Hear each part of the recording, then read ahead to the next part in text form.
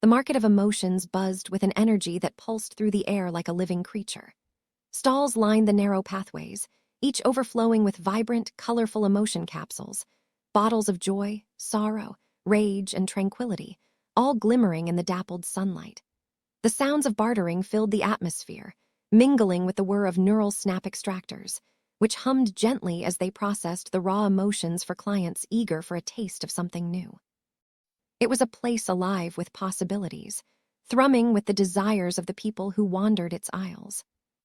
At the heart of this kaleidoscopic chaos stood Aurek Voss, a tall figure with keen eyes and a steady hand. He was meticulously refining a batch of emotion capsules, his workstation a mess of glass vials and shimmering powders. Clients crowded around him, their faces painted with anticipation as they awaited the latest concoction. Each capsule he created was not just a product.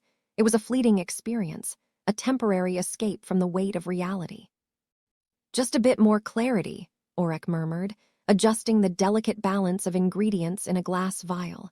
His brow furrowed in concentration as he added a sprinkle of luminescent spark to amplify the joy essence. The pressure was palpable. A client leaned in closer, desperation etched across their features. "I need it. This one will change everything." Aurek's heart raced. He could feel the pull of the request, the allure of providing someone with the emotion they so desperately desired. But he also felt the familiar pang of unease. The risks he took were not just personal. They echoed through the very fabric of the emotional economy he operated within. He glanced around the bustling market, the vibrant colors and lively chatter suddenly feeling overwhelming. This was a place of dreams, but also of dangers lurking beneath the surface. "Are you sure you want to go down this path?" he asked, his voice steady despite the swirling thoughts in his mind. "This capsule can't be undone once consumed." "Please," the client implored, their eyes wide and pleading. "I'll pay whatever it costs, just give me what I need." Aurek hesitated, the weight of responsibility heavy on his shoulders.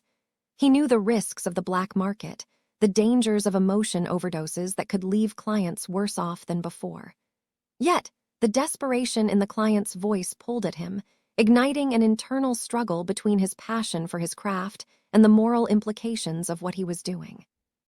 Meanwhile, across town, the government emotion clinic exuded a different kind of energy altogether. It was quieter here, the air thick with a sense of responsibility and the weight of bureaucracy. Cora Ellin moved through the sterile corridors, her white coat a stark contrast to the muted tones of the walls.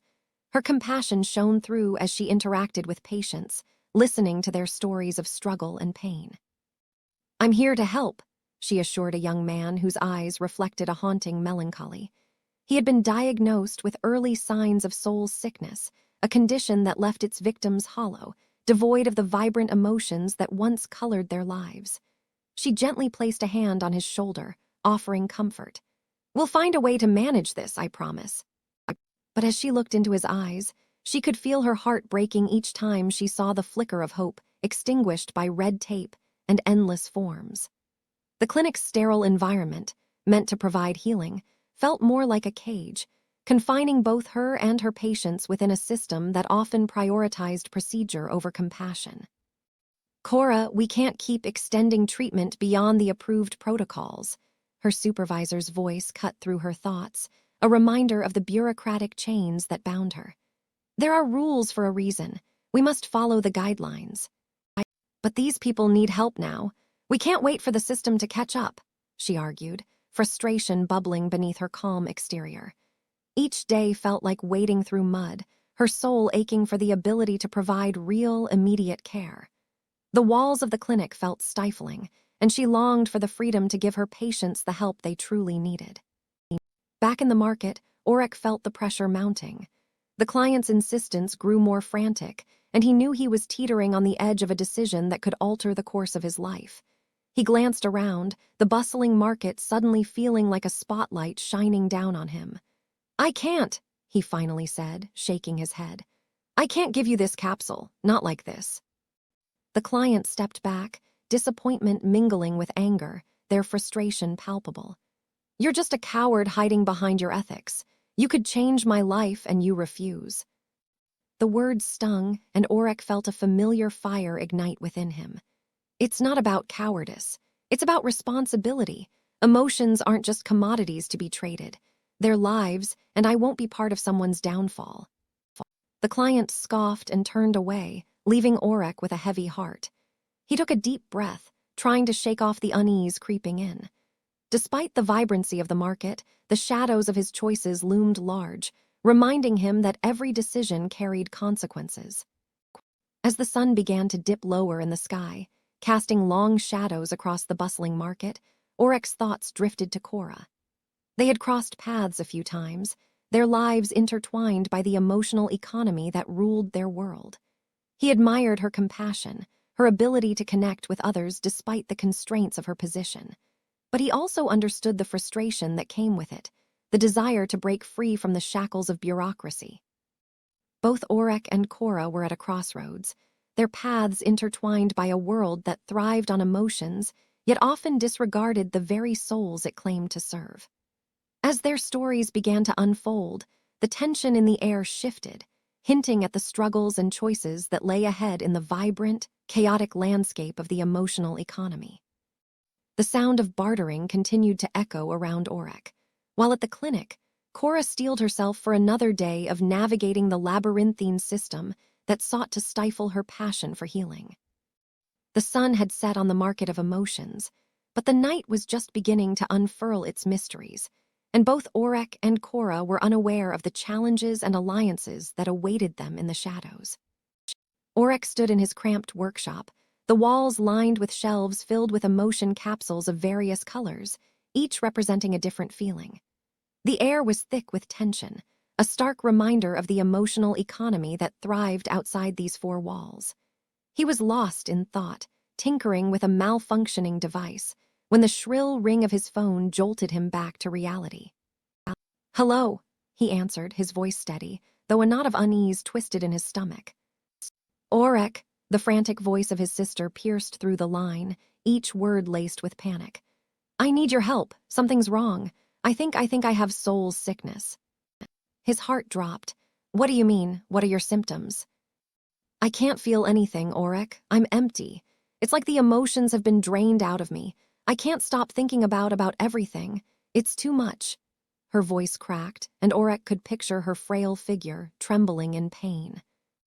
"Just hang on, okay? I'll figure something out." He ended the call, his hands shaking as he struggled to comprehend the gravity of her condition. Soul sickness was a silent killer, and he knew the consequences of ignoring it. He couldn't let her down. The urgency in his chest quickly turned to desperation as he paced around the workshop. The thought of seeking help from the black market flickered in his mind. It was dangerous, illegal, and morally ambiguous, but what choice did he have? He couldn't let her suffer. Aurek's workshop was a chaotic sanctuary of electricity and emotion, where the hum of machines mingled with a sense of dread. Shelves sagged under the weight of emotion capsules, each one a potential remedy or a ticket to despair. He ran a hand through his hair, the familiar scent of metal and chemicals filling his nostrils. He had always prided himself on being resourceful, but now he felt cornered, the walls of his workshop closing in. In a sudden shift, the scene transitioned to Cora's clinic, where the sterile smell of antiseptic clashed with the chaos of human emotion. Cora leaned over a young man, desperately trying to stabilize him. "Stay with me. You can't give up now," she urged, her hands steady as she administered a dose to counteract his emotion overdose. The young man's face was a mask of torment, and Cora felt the weight of the emotional economy pressing down on her as she witnessed the destructive effects of the black market. Each capsule he had taken had been laced with too much, a perilous gamble that had left him teetering on the brink. The room was filled with the sounds of beeping monitors, and the fluorescent lights overhead flickered ominously, mirroring the tension in the air. "His body can't handle this much stimulation," Cora murmured to herself, her brow furrowed in concentration. She felt a pang of frustration as she recalled the stories she had heard from patients who had turned to the black market, seeking emotions that were not only potent but dangerously unregulated. They were desperate for a fix, but the consequences were often dire. As she worked, the young man's eyes fluttered open, and for a brief moment, Cora saw a flicker of recognition. "Help me," he rasped, his voice barely above a whisper. Cora's heart ached for him, knowing that the emotions he craved were the very things that could destroy him. Back in his workshop, Aurek's internal battle raged on. He thought about the black market and its dark allure. A message pinged on his phone, breaking through his tumultuous thoughts. He glanced at it and his breath hitched. "I can get you the capsules you need, just say the word." The sender was a name he had hoped to avoid. Staring at the screen, Aurek felt the pull of his sister's pain contrasted against the potential fallout of his choices. The weight of his love for her pressed down, urging him toward a path he had always feared. With his heart racing, he made a decision. He wouldn't let her suffer alone. He took a deep breath, the gravity of his choices settling around him like a shroud. The specter of the black market loomed large in his mind, its risks, its dangers, and the moral ambiguity that came with it. But his sister's voice echoed in his ears, a haunting reminder of the urgency of her condition. "Damn it," he muttered under his breath, punching a fist into his palm. He felt trapped between his duty as a brother and the ethical lines he had vowed never to cross. But the thought of his sister succumbing to soul sickness was unbearable. He had to act. The workshop felt smaller, the shelves of emotion capsules seeming to leer at him, judging him for the choices he was contemplating. He paced again, his mind racing through the implications of his potential actions. He could reach out to the cartel, find someone who could provide him with what he needed, and save his sister. But at what cost? The message remained on his screen, taunting him with its implications. Each second felt like an eternity, and Aurek could feel the tension building within him. He closed his eyes, trying to block out the noise of his thoughts. He envisioned his sister, frail and lost in her emotional void, and he felt a surge of determination. He typed a response, his fingers trembling as he pressed send. "I need them. How soon can you get them to me?" As he hit send, the weight of his decision crashed down around him like a tidal wave. Aurek stared at his phone, the glow of the screen illuminating his conflicted expression.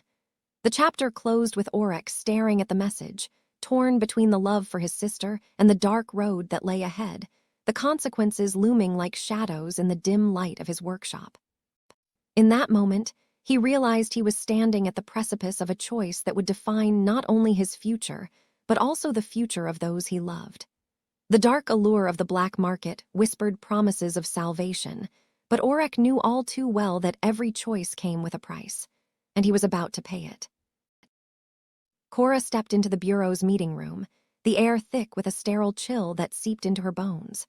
Rows of austere chairs lined the walls, each occupied by uniformed officials whose expressions were as rigid as the fluorescent lights overhead.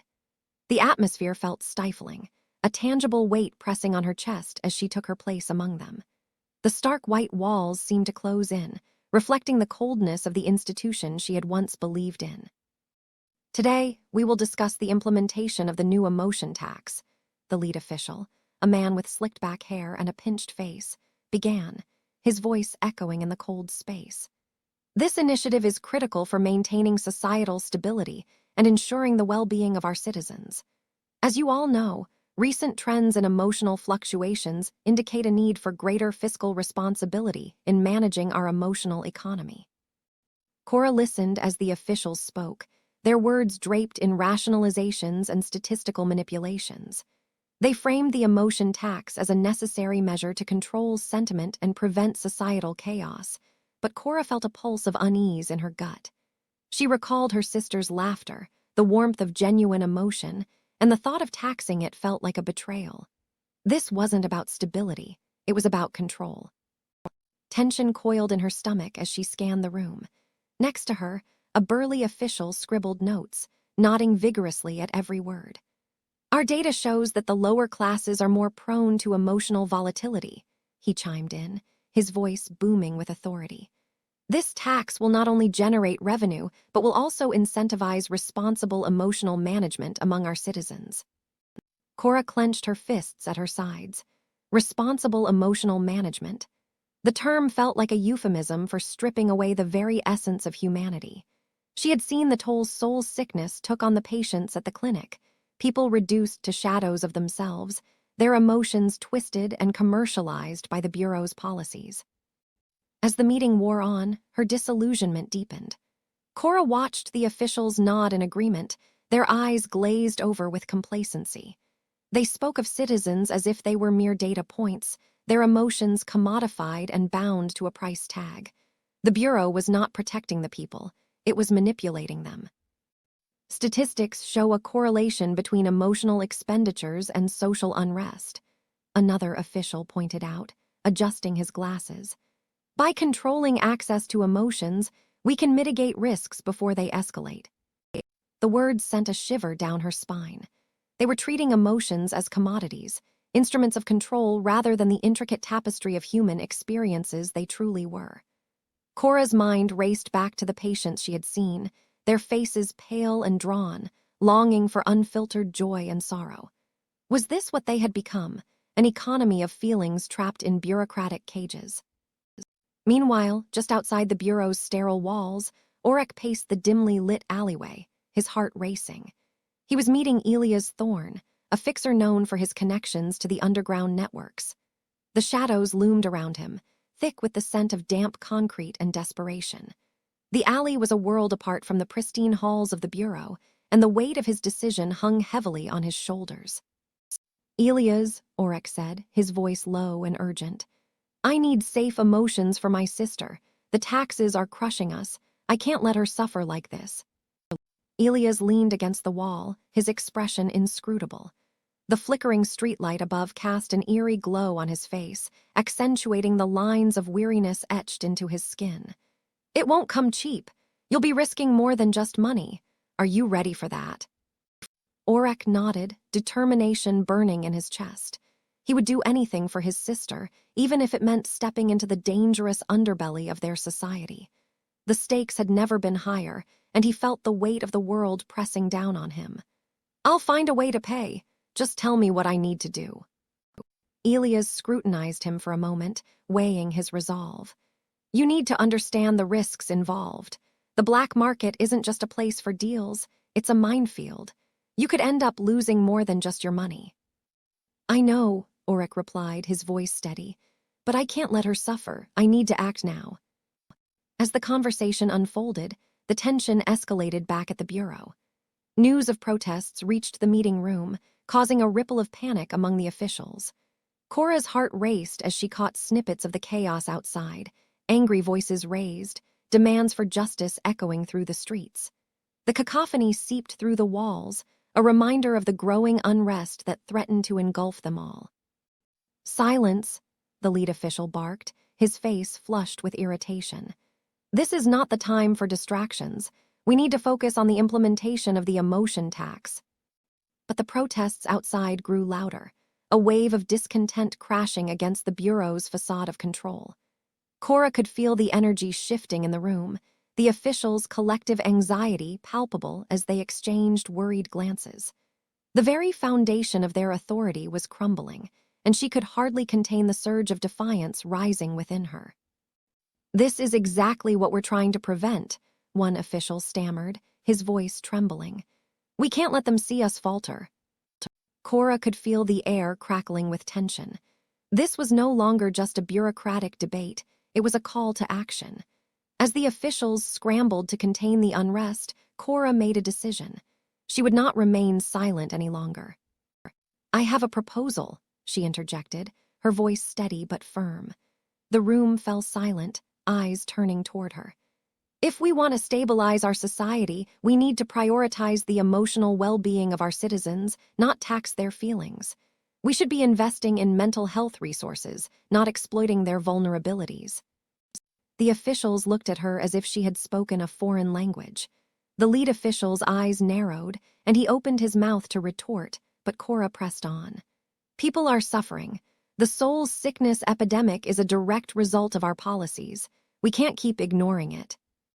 The tension in the room shifted, a crack forming in the Bureau's facade of control. Cora felt a flicker of hope igniting within her. Perhaps this was the moment she had been waiting for, a chance to challenge the system from within. Meanwhile, in the alley, Aurek's conversation with Elias had turned urgent. I need to know where to find the safe emotions. Time is running out, he insisted, desperation coloring his tone. "Meet me at the old warehouse by the docks," Elias replied, his voice low. "I can get you what you need, but you have to be ready to move fast. The Bureau is tightening its grip, and they won't take kindly to anyone stepping out of line." Aurek felt a mix of anxiety and determination. "I'll be there." As he turned to leave, a loud explosion of voices erupted from the street, echoing through the alleyways. The protests had intensified, and he could feel the pulse of the people rising against the Bureau's oppressive measures. Back in the Bureau meeting room, Cora's heart raced as she caught the first glimpse of the protests outside through the window. The sight of citizens rallying together, united in their demand for change, ignited a fierce sense of purpose within her. She was no longer just an observer. She was part of something larger than herself. As the meeting dissolved into frantic discussions, Cora took a deep breath, steeling herself for the path ahead. Her resolve solidified. She would fight for her sister, for the patients at the clinic, and for the countless others suffering under the Bureau's iron grip. Her path was now intertwined with Aurek, both of them navigating a world where emotions were taxed and lives were at stake. In that moment, Cora realized the oppressive weight of the Bureau was no match for the power of hope and rebellion stirring in her heart. Outside, the protests swelled like a tide, a wave of voices rising against the Bureau's control. And as Cora glanced at the gathering storm outside, she felt a sense of solidarity with Aurek and the people fighting for their futures. They were on a collision course with change, and she was ready to embrace it. Cora leaned over her cluttered desk, the flickering light of her lab casting long shadows against the cracked walls. Papers scattered like fallen leaves told stories of the soul sickness epidemic ravaging her city. She studied the graphs and charts, her heart racing as the data revealed a shocking pattern. Cases of soul sickness spiked in correlation with the distribution of specific emotion capsules. Each capsule represented a different trauma, a bottled echo of pain that was now haunting her community. Cora's fingers trembled as she traced the lines connecting the cases, each one a thread leading back to a shadowy figure she had yet to identify. The thought of her brother, lost to the very sickness she was trying to combat, fueled her urgency. "I have to find the source," she murmured, determination setting her jaw. The black market was her only option, a place where the desperate and the dangerous intertwined. As Cora prepared for her descent into that underbelly, she felt a swell of anxiety. She gathered her tools, disguising herself as a potential buyer to blend in. The streets outside were alive with whispers, the air thick with the promise of danger. She steeled herself, knowing that for every step she took, she was moving closer to unearthing the truth. Aurek paced the dimly lit corners of the black market, his mind racing. He had been following leads on the emotion capsules for weeks, driven by personal stakes of his own. The dealer he was negotiating with had become increasingly evasive, and each passing moment made him more aware of the precariousness of his situation. When Cora entered the fray, her presence was like a jolt of electricity. He recognized her immediately, the woman who had been investigating the same epidemic he was. Their eyes locked, and the air thickened with tension. "What are you doing here?"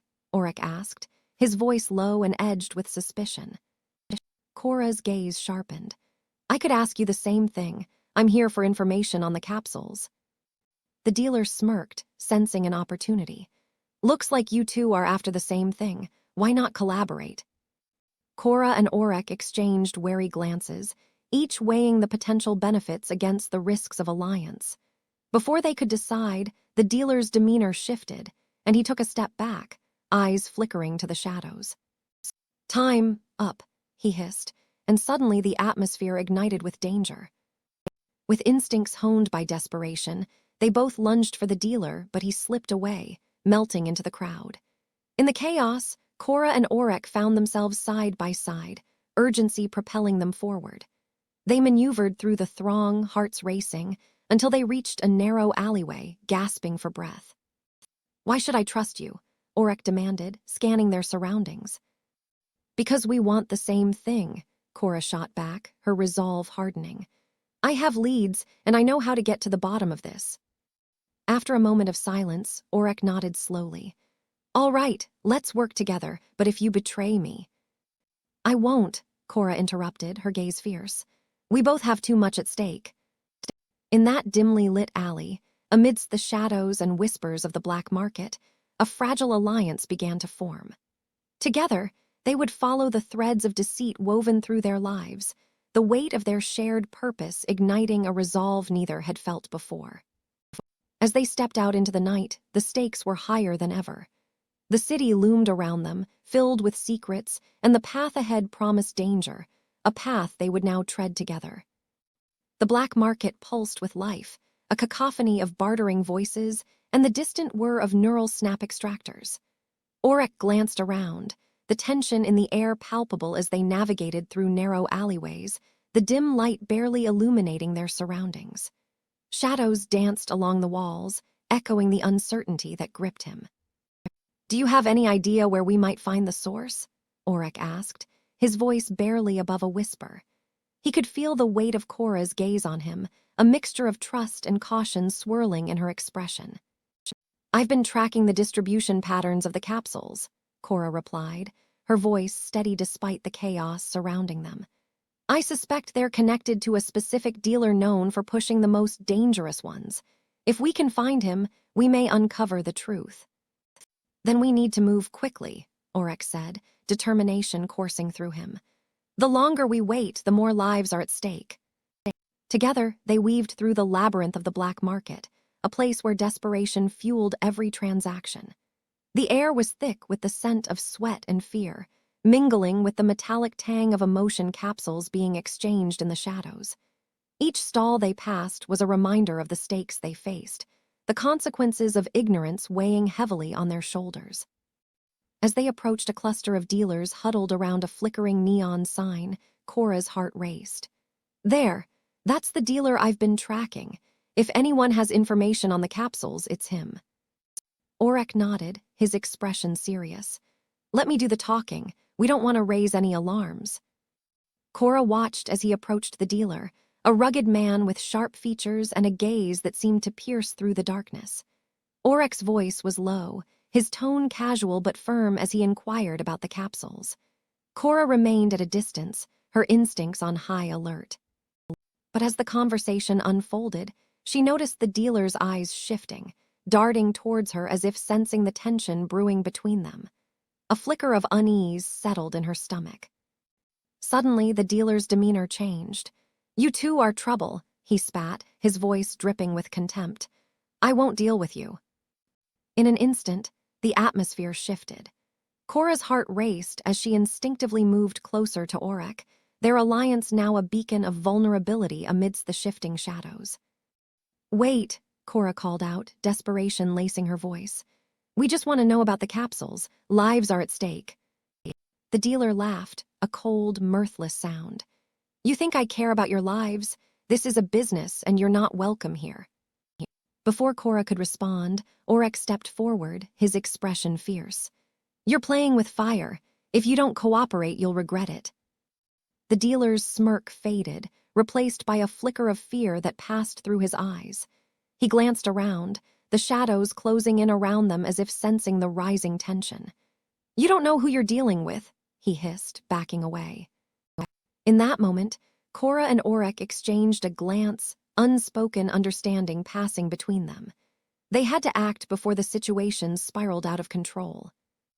Let's go, Aurek shouted, grabbing Cora's arm and pulling her down a narrow alleyway, the dealer's threats echoing behind them. They ran, adrenaline coursing through their veins, their hearts pounding in sync with the chaos around them. The sounds of the market faded as they ducked into a hidden alcove, gasping for breath.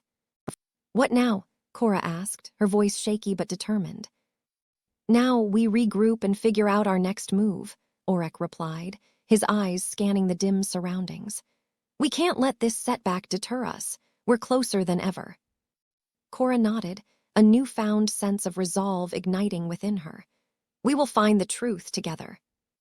As they emerged from the shadows, the night air felt charged with possibilities. Their partnership had forged a bond amidst the chaos, and with that bond came a fierce determination to uncover the mysteries of the soul sickness epidemic. They stepped into the darkness, ready to face whatever dangers lay ahead, united in their quest for truth and justice. The black market still loomed around them, filled with secrets waiting to be unearthed, and they were just beginning to unravel the threads of a conspiracy that threatened to consume them all. Aurek's workshop was a cluttered sanctuary, dimly lit and filled with the acrid scent of chemicals that clung to the walls like a ghost of his past decisions. The only sound breaking the oppressive silence was the rhythmic thud of his heart against his chest, a constant reminder that time was running out. He stood over his workbench, the flickering light casting long shadows that danced like specters of doubt. Marina Dasgro's voice cut through the tension as she leaned against the doorframe, her presence both commanding and suffocating. "You need to increase production, Aurek. The cartel expects results, and I expect you to deliver." Her eyes were sharp, a predator assessing its prey, and Aurek felt the weight of her gaze pressing down on him. "Marina, I've already told you, what I'm making is hurting people. The capsules—" He stopped, the words caught in his throat as images of hollow-eyed victims flooded his mind. The soul's sickness had spread like wildfire, consuming lives and leaving nothing but despair in its wake. "I can't keep doing this." Her smile was cold, devoid of empathy. "You think you're a martyr, don't you? This is business, Aurek. You want to save your community. Then you'll make those capsules. Otherwise, you're just another cog in the machine." She pushed off the doorframe and stepped closer, her voice dropping to a conspiratorial whisper. "Think of what the money could do for your family, for your people." He clenched his jaw, the internal war raging within him. The desperation of his community, the pain etched on their faces, and the fear that gripped him every time he stepped outside combined to create a suffocating fog. He didn't want to be a part of the problem, but the allure of survival whispered sweetly in his ear. Meanwhile, Cora was deep within the heart of the Bureau, shadows her only allies as she scoured for information. She knew the stakes were high, and each whispered conversation she overheard revealed layers of corruption that made her stomach churn. The deeper she delved, the more she realized how intertwined the cartel was with those sworn to protect the innocent. The Bureau was rotten, and she was determined to expose it. With her notebook filled with damning evidence, Cora made her way back to Aurek, her heart pounding in rhythm with the urgency of her mission. "Aurek," she called out as she burst into the workshop, breathless. "You won't believe what I found. They're covering up the truth about Soul's sickness. The Bureau is in bed with the cartel." Aurek turned, the flicker of hope in his eyes quickly snuffed out by the weight of his choices. "Cora, it's not that simple. I'm stuck in this, and every day it becomes harder to breathe." She stepped forward, her determination igniting a spark in him. "We can't just stand by and let this happen. We have to fight back, Aurek, together." For a moment, the air between them crackled with possibility, but it was quickly overshadowed by the harsh reality of their circumstances. Aurek felt the pull of his own complicity, the fear of retribution, and the shadows of his conscience looming large. "What can we do?" he asked, his voice barely above a whisper. Cora placed a hand on his shoulder, grounding him in the moment. "We expose them. We take the fight to them. But first, you have to decide if you're willing to stand up for what's right." In that moment, Aurek's eyes drifted to the capsules lined up neatly on his workbench, each one a symbol of his moral decay. The weight of his choices pressed heavily on his chest, and he knew he could no longer ignore the truth. The battle within him intensified, and as he looked at Cora's fierce determination, he felt a flicker of resolve ignite in the depths of his despair. "Let's do it," Aurek finally said, his voice steadier than he felt. "Let's take them down." The path ahead was fraught with danger, but for the first time, he felt the chains of his own complicity begin to loosen. Together, they would navigate the darkness that surrounded them, armed with the truth and a shared purpose. The fight was just beginning. As the night deepened, the workshop became their sanctuary, a bastion of resolve amid the chaos of their world.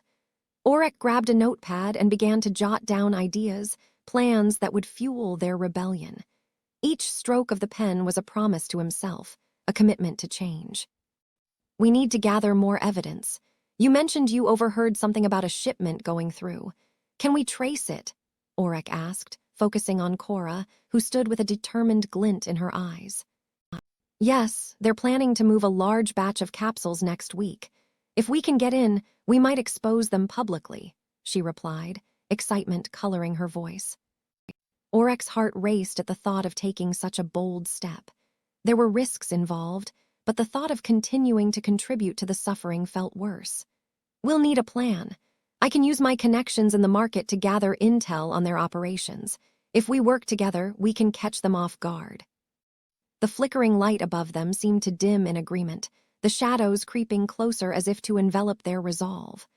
Aurek glanced around his workshop, taking in the clutter of tools, emotion capsules, and the remnants of his conflicted past.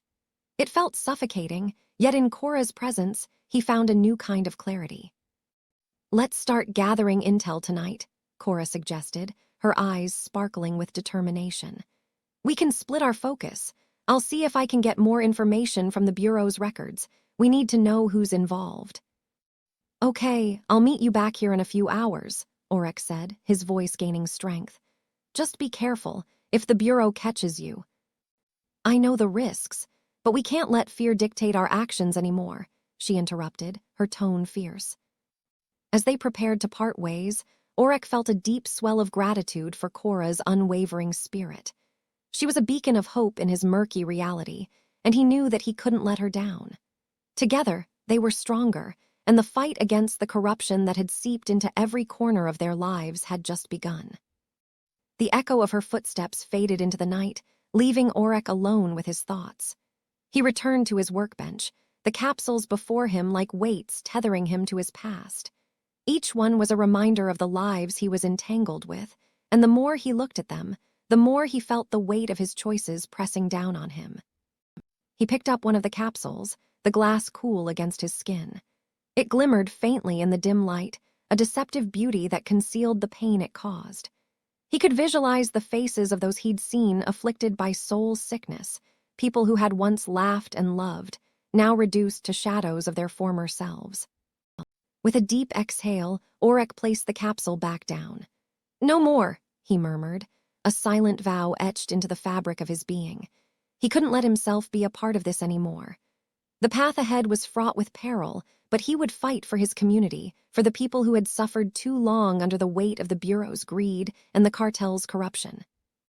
As the shadows deepened in his workshop, Aurek felt a renewed sense of purpose swell within him. Tomorrow, they would take their first steps toward exposing the truth, armed with the resolve to dismantle the structures that had held them captive for far too long. It was time to reclaim their lives. The air crackled with tension as shouts erupted in the streets, a cacophony of anger and despair. Riots had ignited like wildfire, flames of rebellion licking at the edges of the Bureau's control. Aurek stepped out onto the street, his heart pounding in rhythm with the chaos surrounding him. The lower class had finally reached their breaking point, their grievances boiling over against the oppressive emotion taxes imposed by the Bureau. Get back, a voice shouted as a group of protesters surged forward, clashing with the Bureau's enforcement officers. Aurek felt a surge of adrenaline as he pushed through the crowd, his thoughts racing. He had to find Leela. He darted down alleyways, the sound of destruction echoing behind him, dread pooling in his stomach. He reached their small apartment, heart pounding. Leela lay on the floor, her pale face illuminated by the flickering candlelight. Her eyes were distant, reflecting the encroaching shadows of soul sickness. Leela, he gasped, kneeling beside her, panic rising within him. Don't worry, Aurek, she whispered, her voice barely a breath. I'm fine. But the vacant look in her eyes told a different story. Aurek's protective instincts flared. He needed to find help, but the streets were a war zone.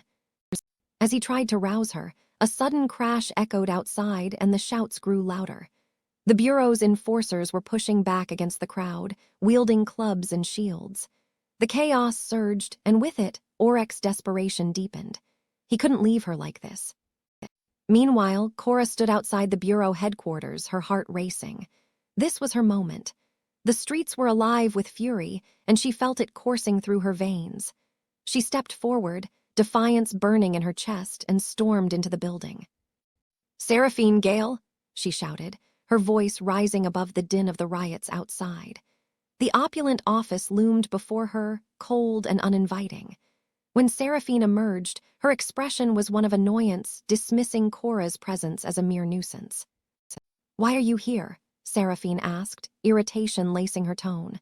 "This isn't a place for—" "People are suffering," Cora interrupted, her courage surging. "The Bureau's neglect is tearing our community apart. You need to take responsibility." Seraphine's eyes narrowed, a flicker of surprise flashing across her face before it hardened. "You think you understand the complexities of governance. You know nothing of the burdens we carry," she snapped, her voice icy. "Burden? What about the people you're crushing under your taxes? What about Leela? What about our families?" Cora's voice trembled, but she stood her ground, the weight of her words hanging in the air between them. The tension between them crackled, and as the riots raged outside, Cora felt a sense of power rise within her. This was her fight, and she would not back down. But just as she thought she might break through to Seraphine, a loud explosion rocked the building.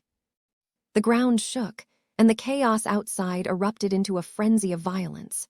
Aurek, still torn between staying with Leela and rushing to help Cora, felt the ground shift beneath him. "Stay here," he shouted to Leela, his heart torn. As he bolted towards the door, he could hear the shouts of the crowd, the clash of metal, and the unmistakable sound of chaos engulfing the city. As he stepped into the maelstrom of the riots, Aurek knew he was about to face a choice that could change everything. The air was thick with desperation and fury, and in that moment, he understood the stakes. His family, his sister, and the fight against the Bureau's oppression all collided in a single heartbeat. The chapter closed with Aurek taking a deep breath, stepping into the storm, ready to confront whatever awaited him. The streets exploded with chaos, the sounds of shouting and destruction mixing into a terrifying symphony. Protesters surged forward, a tide of anger and desperation crashing against the imposing line of Bureau enforcers. Aurek's heart raced as he pushed through the throng, each step taking him further away from the safety of his sister's side and deeper into the tumult. The air was thick with the acrid smell of smoke and sweat, punctuated by the shouts of the crowd. "No more emotion taxes! We demand justice!"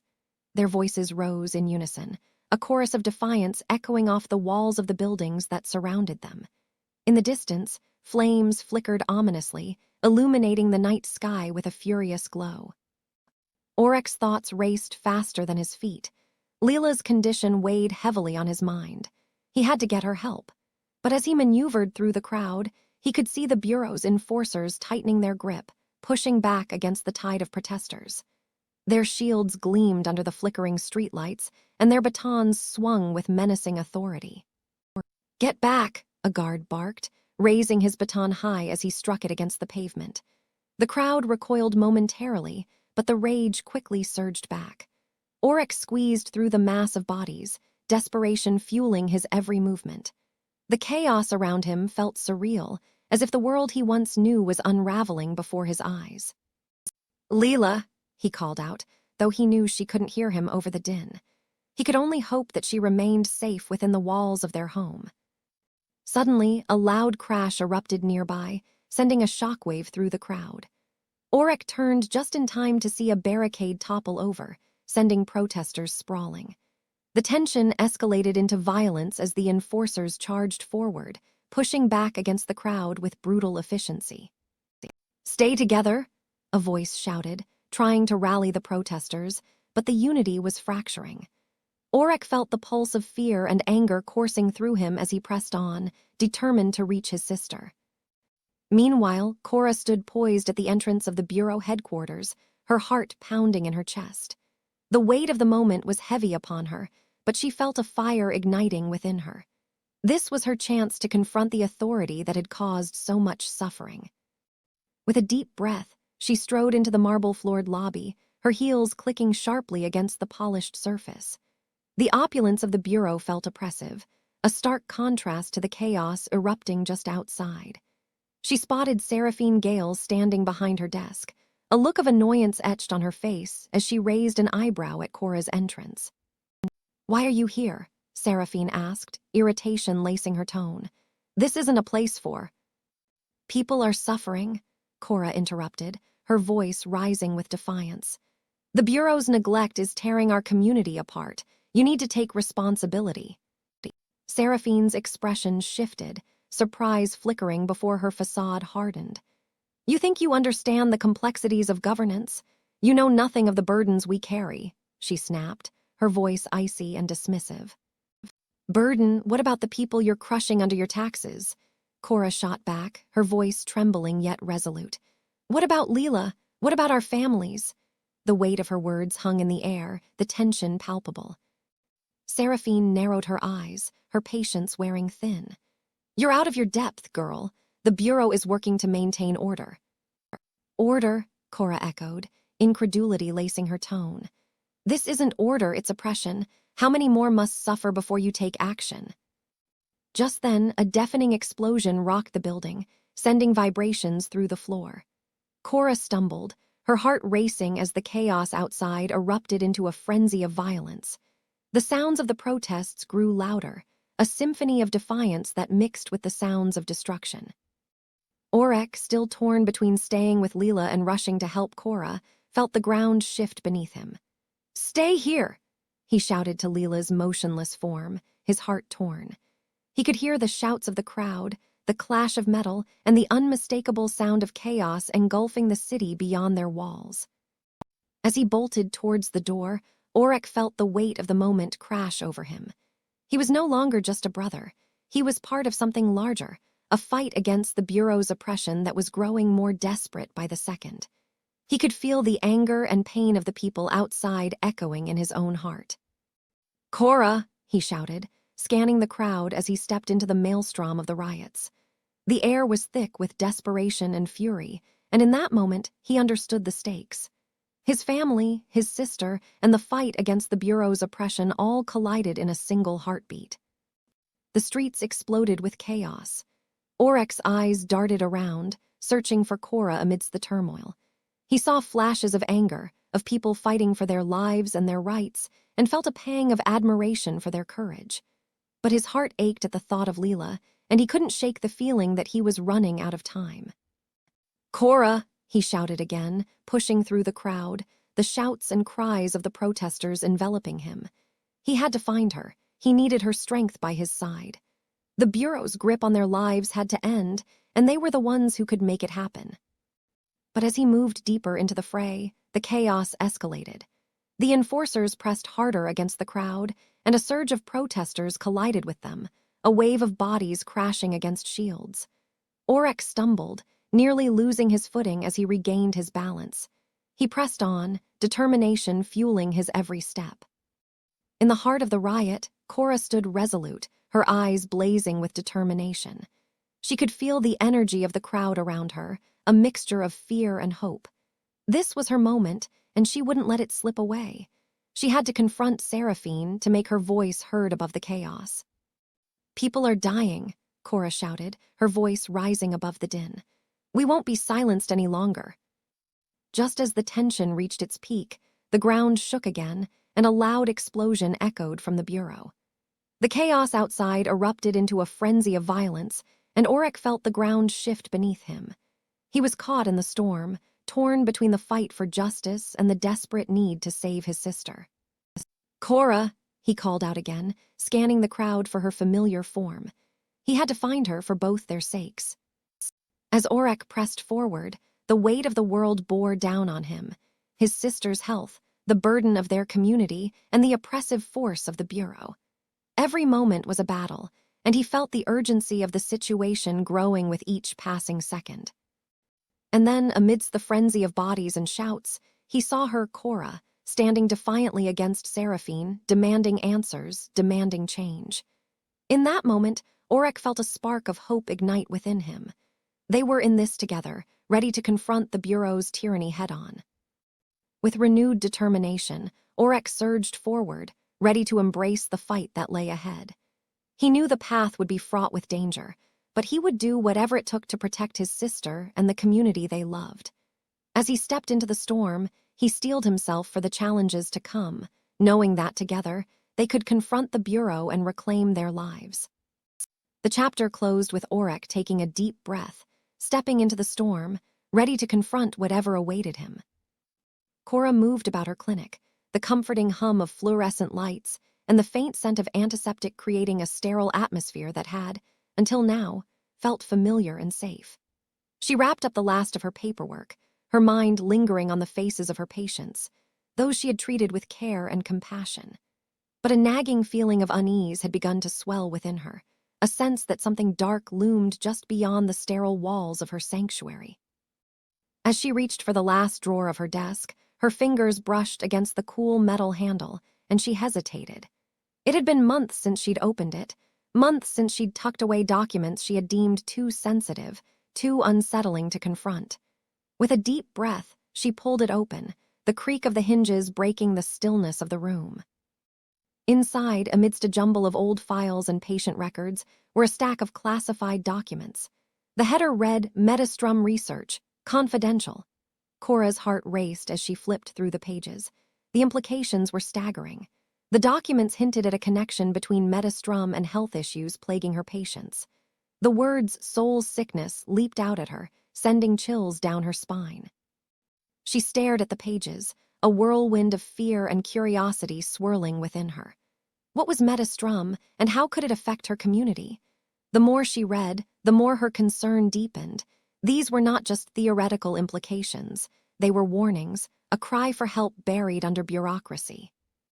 The documents detailed a series of experiments conducted on unwitting participants, all under the guise of emotion enhancement.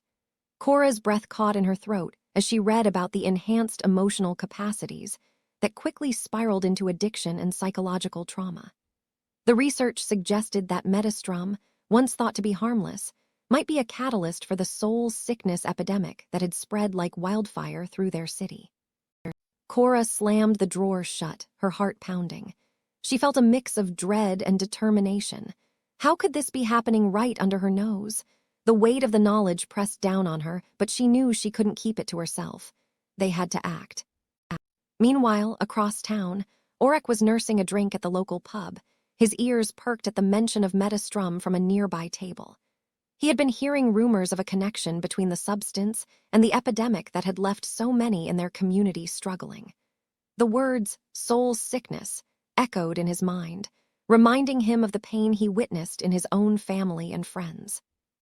The whispers swirled around him, tales of a shadowy corporation with a hidden agenda, and suddenly his skepticism began to wane. Could Metastrum truly be the cause of the suffering that had become all too familiar? He needed answers. Did you hear? A voice cut through his thoughts. They say Metastrum is being pushed on the black market now. People are going crazy for it, but it's messing them up. My cousin is already showing signs of soul sickness. Aurek's heart sank. He turned to the group, listening intently as they shared their fears.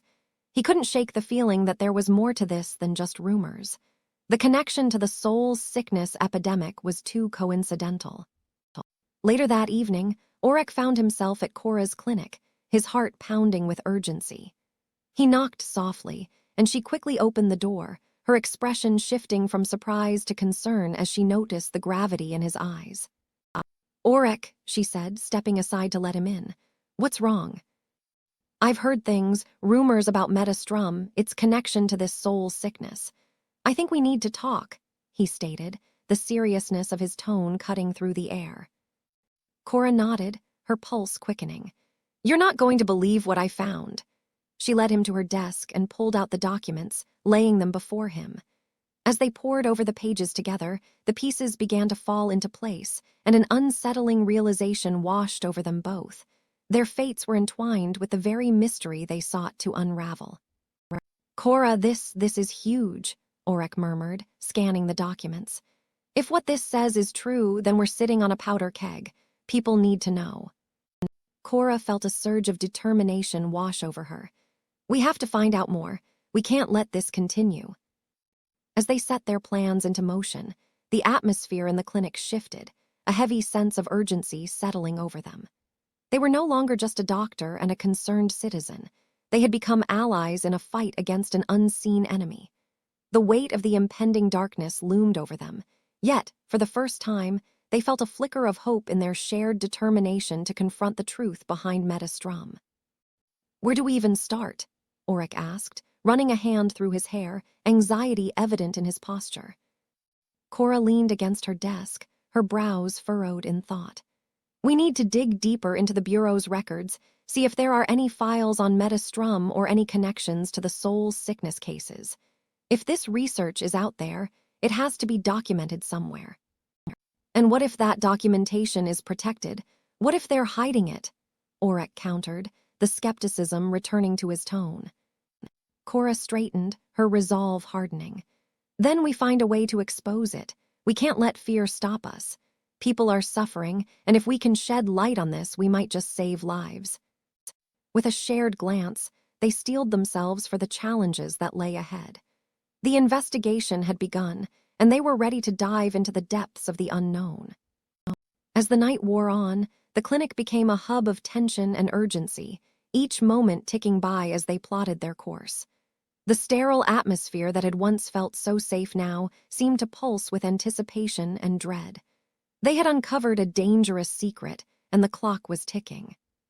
Cora and Aurek exchanged strategies, discussing how to approach the Bureau while keeping their investigation under wraps. The risk was palpable, but so was their determination.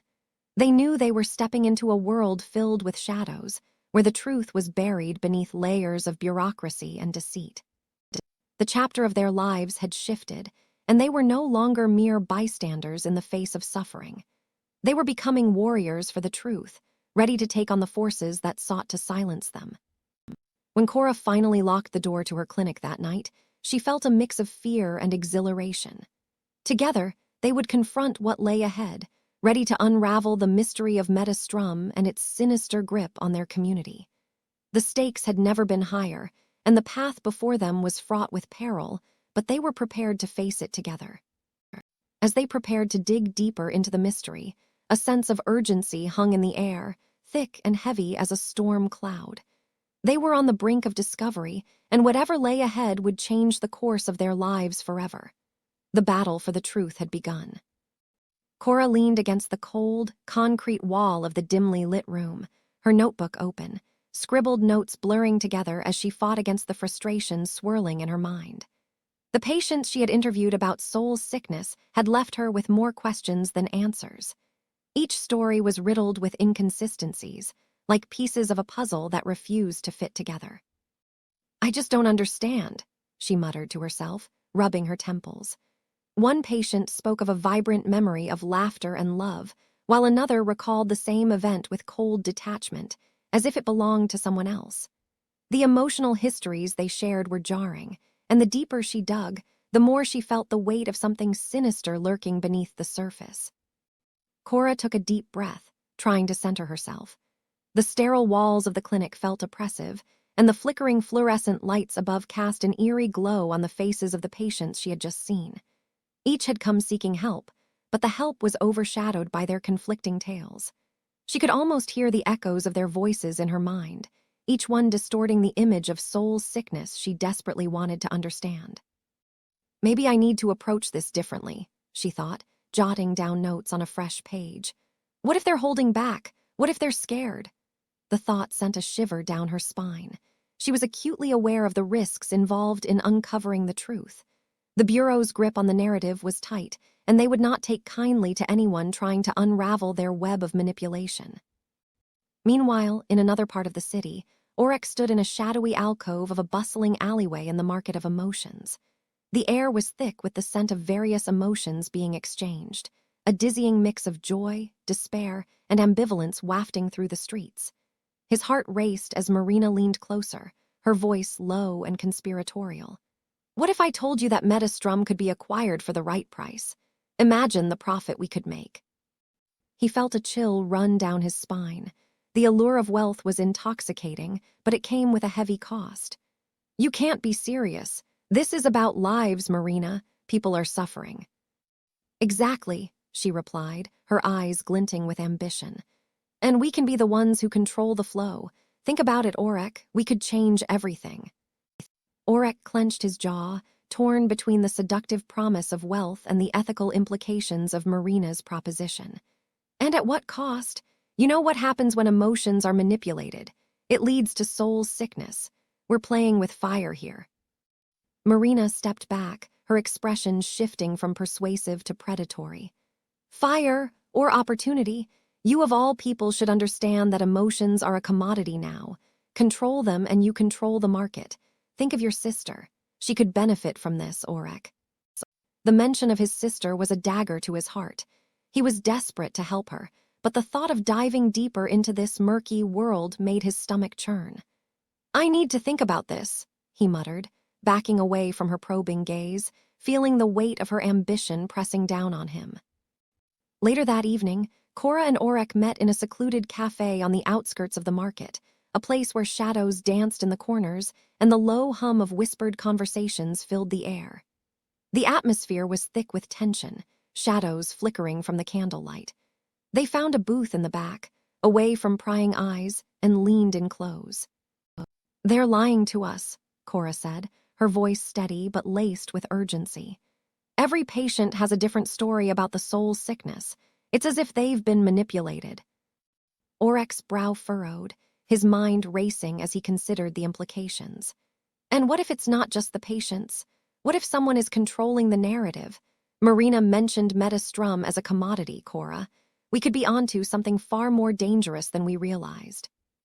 Cora's heart raced at the thought. The pieces of the puzzle were beginning to coalesce into something sinister. Then we need to dig deeper, she insisted. But we have to be careful, if they catch wind of what we're doing. Aurek nodded, his expression grave. Then we'll be in more trouble than we can handle. The cafe felt increasingly claustrophobic as they exchanged glances, a silent agreement forming between them. Their investigation had shifted from curiosity to a perilous dance with danger, and the stakes were higher than either had anticipated. The darkness surrounding the black market whispered secrets, and they were determined to unearth the truth, no matter the cost. Cora flipped through her notebook, her brow furrowing as she scanned her notes. What if we approached this from the angle of those who have recovered?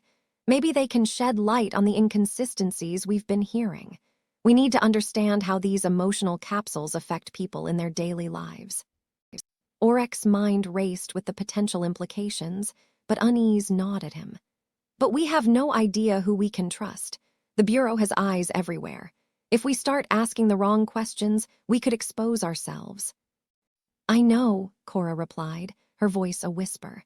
But if we don't act now, we may lose our chance to save those affected by soul sickness. We have to find the truth before it's buried forever. As they plotted their next steps, the dim light of the cafe flickered, casting their faces in an ominous glow. Outside, the bustling market continued to pulse with life, unaware of the storm brewing within its shadows. Cora's resolve deepened, her determination to protect the vulnerable igniting a fire inside her. She would not let fear dictate her actions. Tomorrow, she said, her voice steady, we'll find those who have recovered, we'll uncover their stories, and we'll expose the truth. Aurek watched her, admiration swelling within him. All right, but let's keep our heads down. We can't afford to make any mistakes. As they rose to leave, the weight of their discoveries hung heavy in the air.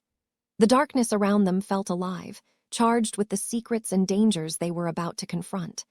But Cora and Aurek, now bound by a shared purpose, stepped into the night, ready to face whatever awaited them in the shadowy corners of the emotional economy. The stakes were higher than ever, and they were determined to uncover the truth, together.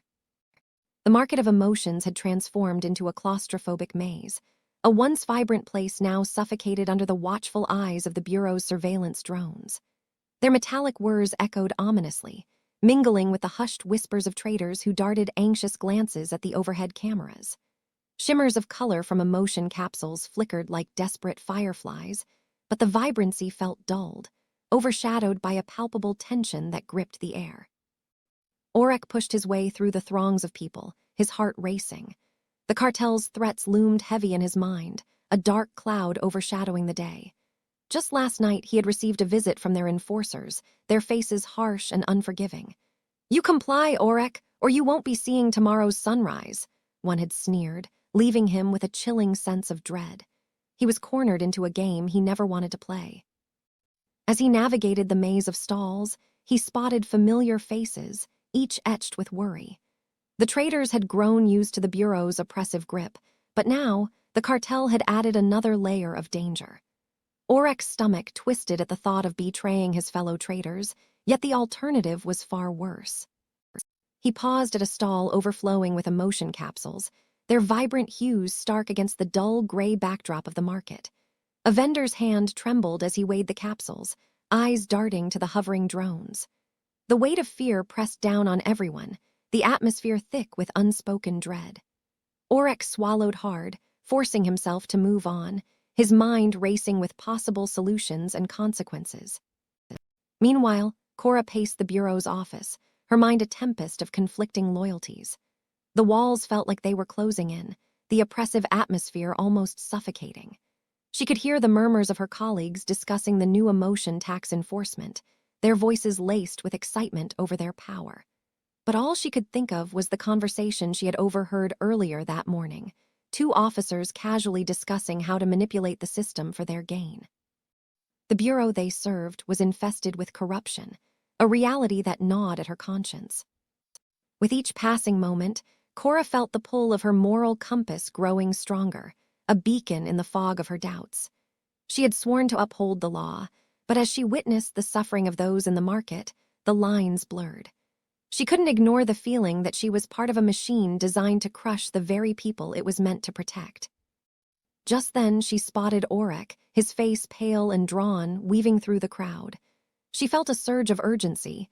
He looked like a man on the brink of collapse. Their eyes locked for a fleeting moment, and she could see the desperation etched into his features. Without thinking, Cora stepped off her path, moving toward him. "Aurek," she called, her voice barely rising above the din of the market. The moment he turned, she saw the flicker of hope in his eyes, quickly replaced by a shadow of fear. "Cora, what are you doing here?" he asked, his voice low, glancing around as if expecting the cartel to jump out from behind the stalls. "I need to talk to you," she said, urgency spilling from her lips. "It's about the cartel." As they ducked into a narrow alley, the sounds of the market faded, replaced by the thumping of their own heartbeats. Aurek shared the cartel's ultimatum, each word a dagger to Cora's heart. "If I don't comply, they'll come after me, and I can't let that happen to anyone else." Cora's mind raced. She could feel the weight of the Bureau's orders pressing down on her, but the thought of standing by while Aurek suffered was unbearable. She had to make a choice. Suddenly, the unmistakable sound of shouting erupted from the direction of the market. Cora turned sharply, her instincts kicking in. A Bureau officer was targeting a group of innocent traders, accusations flying haphazardly. The sight ignited a fire within her, a culmination of her inner turmoil. "No," she exclaimed, her voice sharp. "I can't let this happen." Aurek's eyes widened. "Cora, you'll get yourself in trouble." But the moment had crystallized. "I have to warn them," she said, and without waiting for his response, she sprinted back toward the chaos. Aurek stood frozen, torn between fear for her safety and admiration for her courage. He knew the stakes were higher than ever, but Cora's decision felt like a lifeline, a thread of hope in the tightening noose of oppression. As the officers closed in, Cora shouted, "Get out! They're coming for you!" The traders scattered, confusion and panic erupting into chaos. In that moment, the oppressive atmosphere of the market transformed into something else, a shared sense of resistance. Amidst the uproar, Aurek rushed to join her. He knew he couldn't let her face the Bureau alone. "Cora!" he called out, weaving through the throng of traders. "We need to get out of here." But Cora stood firm, her face a mask of determination. "No, Aurek. If we keep running, they'll just keep coming. We have to stand together." The Bureau officers, clad in their stark uniforms, moved with precision, their shouts ringing out. "You are in violation of the Emotions Regulation Act. Disperse immediately." "We're not going to let them take our freedom," Cora declared, her voice rising above the noise. "Not anymore." Aurek felt a swell of pride mixed with fear. Cora was right, they had to confront this head-on. He stepped beside her, feeling the solidarity between them. "Together!" he murmured, determination igniting within him. Just then, a drone swooped low, its red light flashing ominously. "Caution! Unauthorized gathering detected," a cold, mechanical voice announced. "All individuals are subject to search and arrest." The crowd began to panic, but Cora raised her hands, a gesture of calm amidst the storm. "Listen, they want us to be afraid. We can't let them control us." Her words resonated, and a few traders began to move closer, emboldened by her courage. Aurek could see their fear, but also the flicker of hope in their eyes. They were ready to resist. "Stay together," Cora shouted, rallying them. "If we stand united, they can't break us." Aurek nodded, the weight of his decision settling in. He couldn't turn back now. "Let's show them that we won't be silenced," he added, his voice firm. With renewed resolve, they formed a line, standing shoulder to shoulder against the advancing bureau officers. The tension crackled in the air, every heartbeat echoing the stakes of their choices. Cora caught Aurek's eye, a silent understanding passing between them. They were on the brink of something significant, a shift in the tide. No longer just individuals fighting their battles, they had become part of a larger movement, a collective stand against oppression. As the officers advanced, the crowd held its ground, a united front against the encroaching threat. Cora felt the adrenaline coursing through her veins, a fierce determination igniting her spirit. This was what she had been waiting for, a moment to stand up for what was right. "Now," Cora shouted, urging everyone to remain steadfast. The officers hesitated, confusion flickering across their faces as they realized the size of the resistance growing before them. Suddenly, the tension snapped as a trader stepped forward, shouting defiantly, "We deserve to feel. We won't let you take our emotions away." The words echoed through the crowd, igniting a chorus of agreement. "We won't be silenced," they shouted, voices rising in unison. The market trembled with their collective defiance, a powerful reminder to the Bureau of the strength found in unity. Aurek felt his heart swell with pride and fear. They were no longer just victims, they were warriors for their own freedom. He turned to Cora, a fierce determination in her eyes. "Whatever happens next, we face it together." Cora nodded, her resolve unwavering. Together. As the Bureau officers advanced, the market of emotions became a battleground, the air thick with the scent of defiance. Aurek and Cora stood at the forefront, ready to confront the oppressive forces that sought to control their lives. The oppressive atmosphere remained, but amidst the chaos, there was a flicker of hope. They had chosen to stand against tyranny, and together they would fight for their right to feel, to live, and to resist the suffocating grip of the Bureau. In that moment, at the heart of the market, they had forged an alliance that could shift the very foundation of their world, and they would not back down. The dim light of the small room cast long shadows over the table where Cora and Aurek spread out their hastily drawn maps and sketches. The atmosphere was thick with tension as they reviewed their plan to infiltrate the high society event hosted by Seraphine. The air felt electric with anticipation and anxiety, a palpable reminder of the risks that loomed ahead. "Are we really going to do this?" Cora asked, her voice barely above a whisper. She glanced at the door as if the walls themselves had ears, ready to betray their intentions. Aurek nodded, his brow knitted in concentration. "We have to. This is our chance to gather enough intel to expose the Bureau, but we need to be careful. They'll be watching." Cora felt a shiver run down her spine. The Bureau had eyes everywhere, and the thought of being caught sent a wave of anxiety through her. "And if we get caught, they won't hesitate to make an example of us," she cautioned, her heart pounding in her chest. Aurek paused, his expression shifting as he considered her words. "I know, but we can't let fear dictate our actions anymore. We've seen too much suffering. This is bigger than us." His voice held a weight that resonated with Cora, a silent promise that echoed through the dimly lit room. As they prepared their disguises, Aurek's mind drifted to darker memories, the faces of those he had lost due to inaction. He recalled a time when he had the chance to stand up and didn't. The memory flashed before him, his sister's fragile form lying in a hospital bed, the doctors shaking their heads in defeat.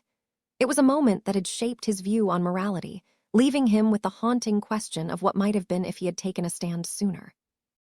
"It's a fine line between survival and morality," he murmured, almost to himself, his gaze distant as he wrestled with the ghosts of his past. Cora caught the weight of his words, the sorrow that underpinned them. "We can't be the people who stand by anymore. We have to take risks."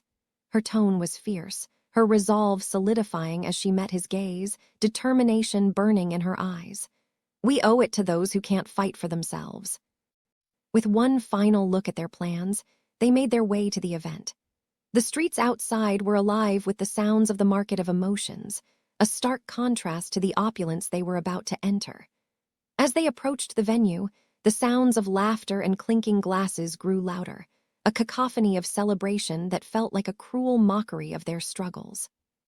The grand entrance loomed ahead, adorned with flowers and lights, a spectacle that glittered like a false promise.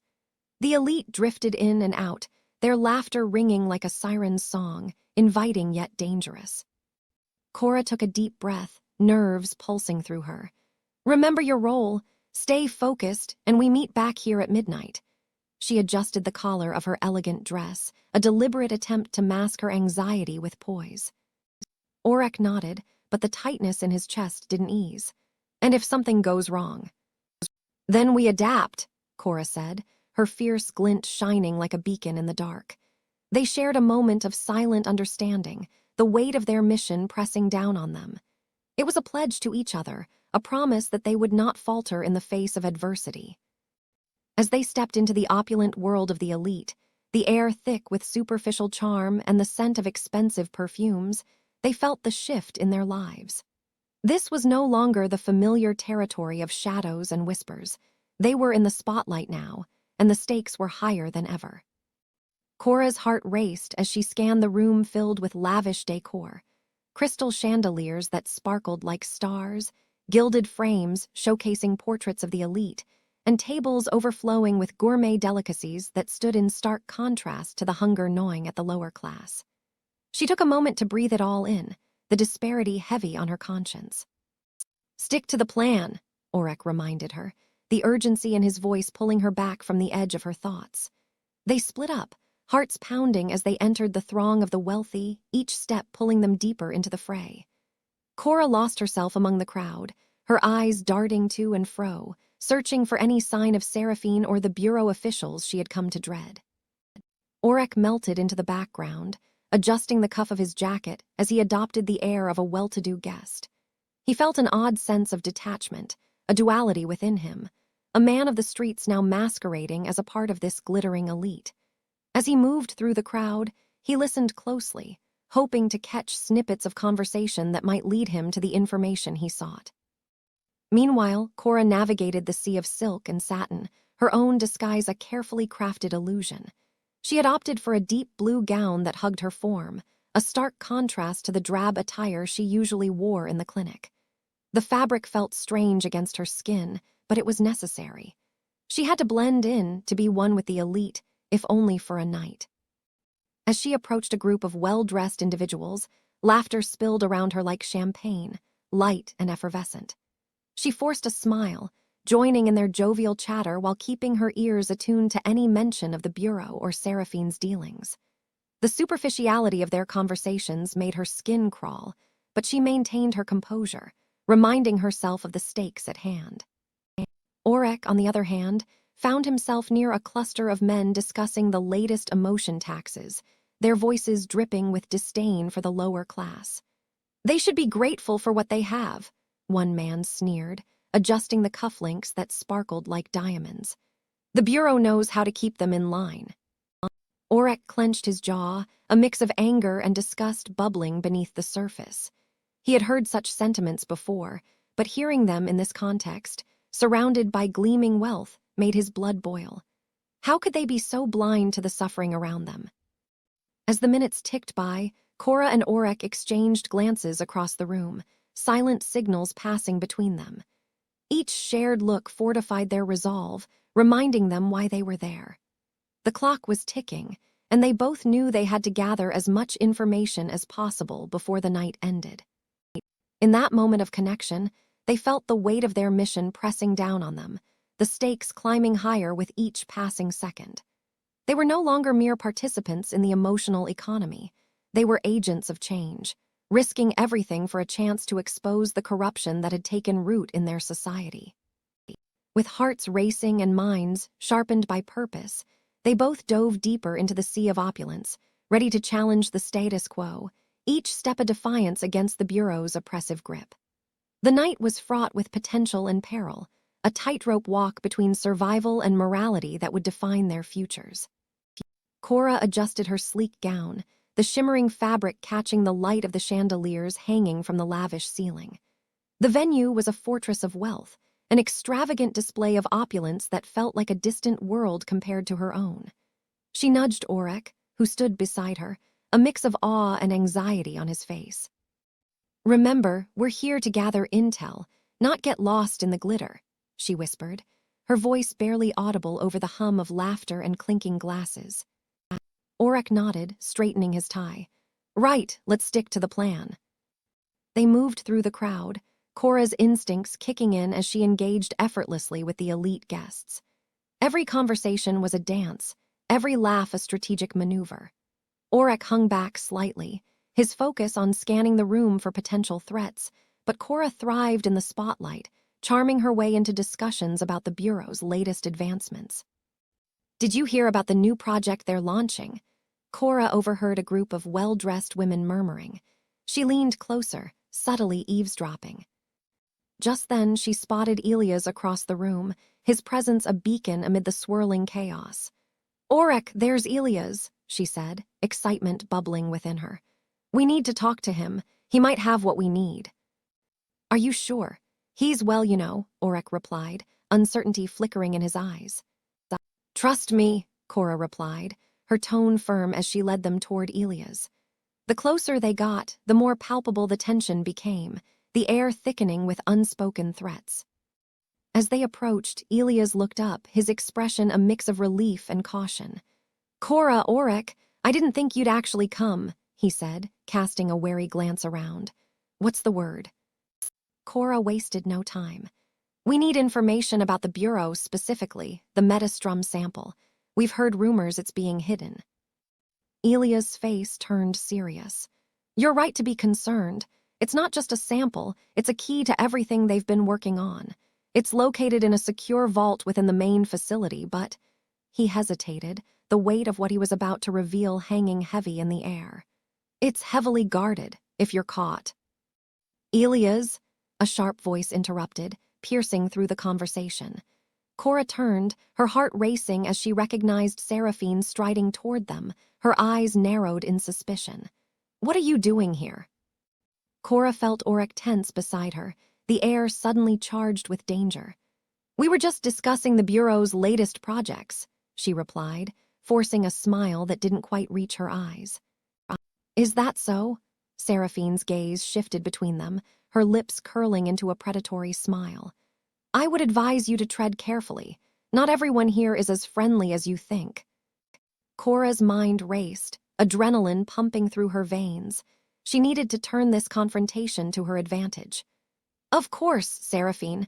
We wouldn't dream of stepping out of line," she said, maintaining her composure. Seraphine stepped closer, her voice low and threatening. "You may not realize the risks you're taking, but I assure you, the Bureau does not tolerate meddling." Before Cora could respond, a sudden commotion erupted from the other side of the room, drawing everyone's attention. In the chaos, Cora seized the moment. "We need to go," she whispered urgently to Aurek, grabbing his arm and pulling him away from Seraphine's piercing gaze.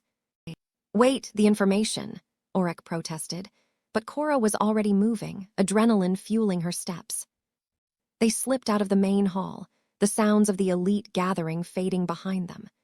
Cora's heart raced not only from the encounter with Seraphine, but also from the tantalizing promise of what Elias had revealed. Their mission had just escalated, and with it, the stakes for both them and the world they were fighting to protect. As they navigated the ornate corridors, lined with intricate artwork and plush carpets, Cora could feel the tension still crackling in the air. "We have to find a quieter place to talk," she said, glancing over her shoulder to ensure they weren't being followed. Aurek nodded, his expression a mix of determination and worry. What do we do now? We can't just let Seraphine intimidate us. Cora took a deep breath, her mind racing with possibilities. Elias said the Metastrum sample is key to everything. If we can find it, we can use it to expose the Bureau's corruption. We have to be strategic. They rounded a corner and stepped into a smaller, less ostentatious room filled with luxurious furniture, away from the main festivities. The ambience shifted. The distant sounds of laughter and clinking glasses faded into an echo, replaced by the low hum of the air conditioning. Cora leaned against a marble column, her heart still pounding. Elias has connections. If we can reach him again, maybe he can help us get closer to the sample. But we need to be careful. Seraphine won't let us off easy. Aurek paced the room, his brow furrowed in thought. What if she's already alerted the Bureau? They could be watching for us. Cora's mind raced with possibilities. Then we need to act quickly. We can't let fear stop us now. We're already in this deep. Just then, Aurek's eyes widened as he caught sight of a familiar face through the window overlooking the main hall. Cora, look. Cora turned, her heart racing once again as she spotted a group of Bureau agents entering the venue. They wore their usual stoic expressions, eyes scanning the room like hawks searching for prey. We have to move, she said, urgency lacing her voice. Let's find Elias and figure out our next step. They darted through the corridors, staying close to the walls and avoiding the main gathering areas. The atmosphere grew more electric with every step. The tension was palpable. Cora felt the weight of their mission pressing down on her shoulders. Do you think we can trust Elias? Aurek asked, his voice low as they turned a corner. Trust is a luxury we may not have right now, Cora replied, her determination solidifying. But we need information, and he's our best lead. Finally, they reached a secluded alcove where the sounds of the gathering were muted, and they could speak more freely. Cora's heart raced as she pulled out her communicator, her fingers trembling slightly. I'll try to reach Elias, she said, her voice steady despite the chaos swirling around them. As she activated the device, hoping for a clear connection, Aurek leaned against the wall, anxiety etched on his face. What if he doesn't respond? He will, Cora replied, her confidence bolstered by the urgency of their situation. He knows what's at stake. Just as she was about to give up, the communicator crackled to life. Cora, are you there? Elias' voice was low and urgent. Yes, we need to meet. Can you get away? She asked, glancing at Aurek, who was listening intently. I can, but it won't be easy. Seraphine is onto something. I'll meet you in the supply room on the east side of the venue. 10 minutes, Elias instructed before the line went dead. Let's go, Cora said, adrenaline surging through her once more. They took off toward the east side, hearts pounding in sync, every step filled with purpose. As they approached the supply room, Cora felt a sudden chill in the air, the tension amplifying with each passing moment. She glanced at Aurek, who was scanning their surroundings with a mix of determination and fear. We're almost there, she reassured him, even as her own heart raced. Just a little further. They reached the supply room door, and Cora paused, her breath hitching in her throat. Ready? She asked, her voice steady despite the whirlwind inside her. Aurek nodded, his expression resolute. Let's do this. She pushed the door open, the hinges creaking ominously as they stepped inside. The room was dimly lit, shelves filled with supplies lining the walls. A few boxes were haphazardly stacked, remnants of the event's preparations. Elias stood in the corner, his expression tense as he glanced over his shoulder, clearly on edge. You made it, he said, relief flooding his voice. We need to know everything about the Metastrum sample, Cora said, cutting straight to the chase. What's the situation? Elias glanced toward the door, ensuring they were alone before speaking. It's worse than I thought. The sample is tied to a new project they're launching, something that could change everything. They plan to weaponize it. Cora's heart sank. Weaponize it how? Elias took a deep breath, his eyes narrowing.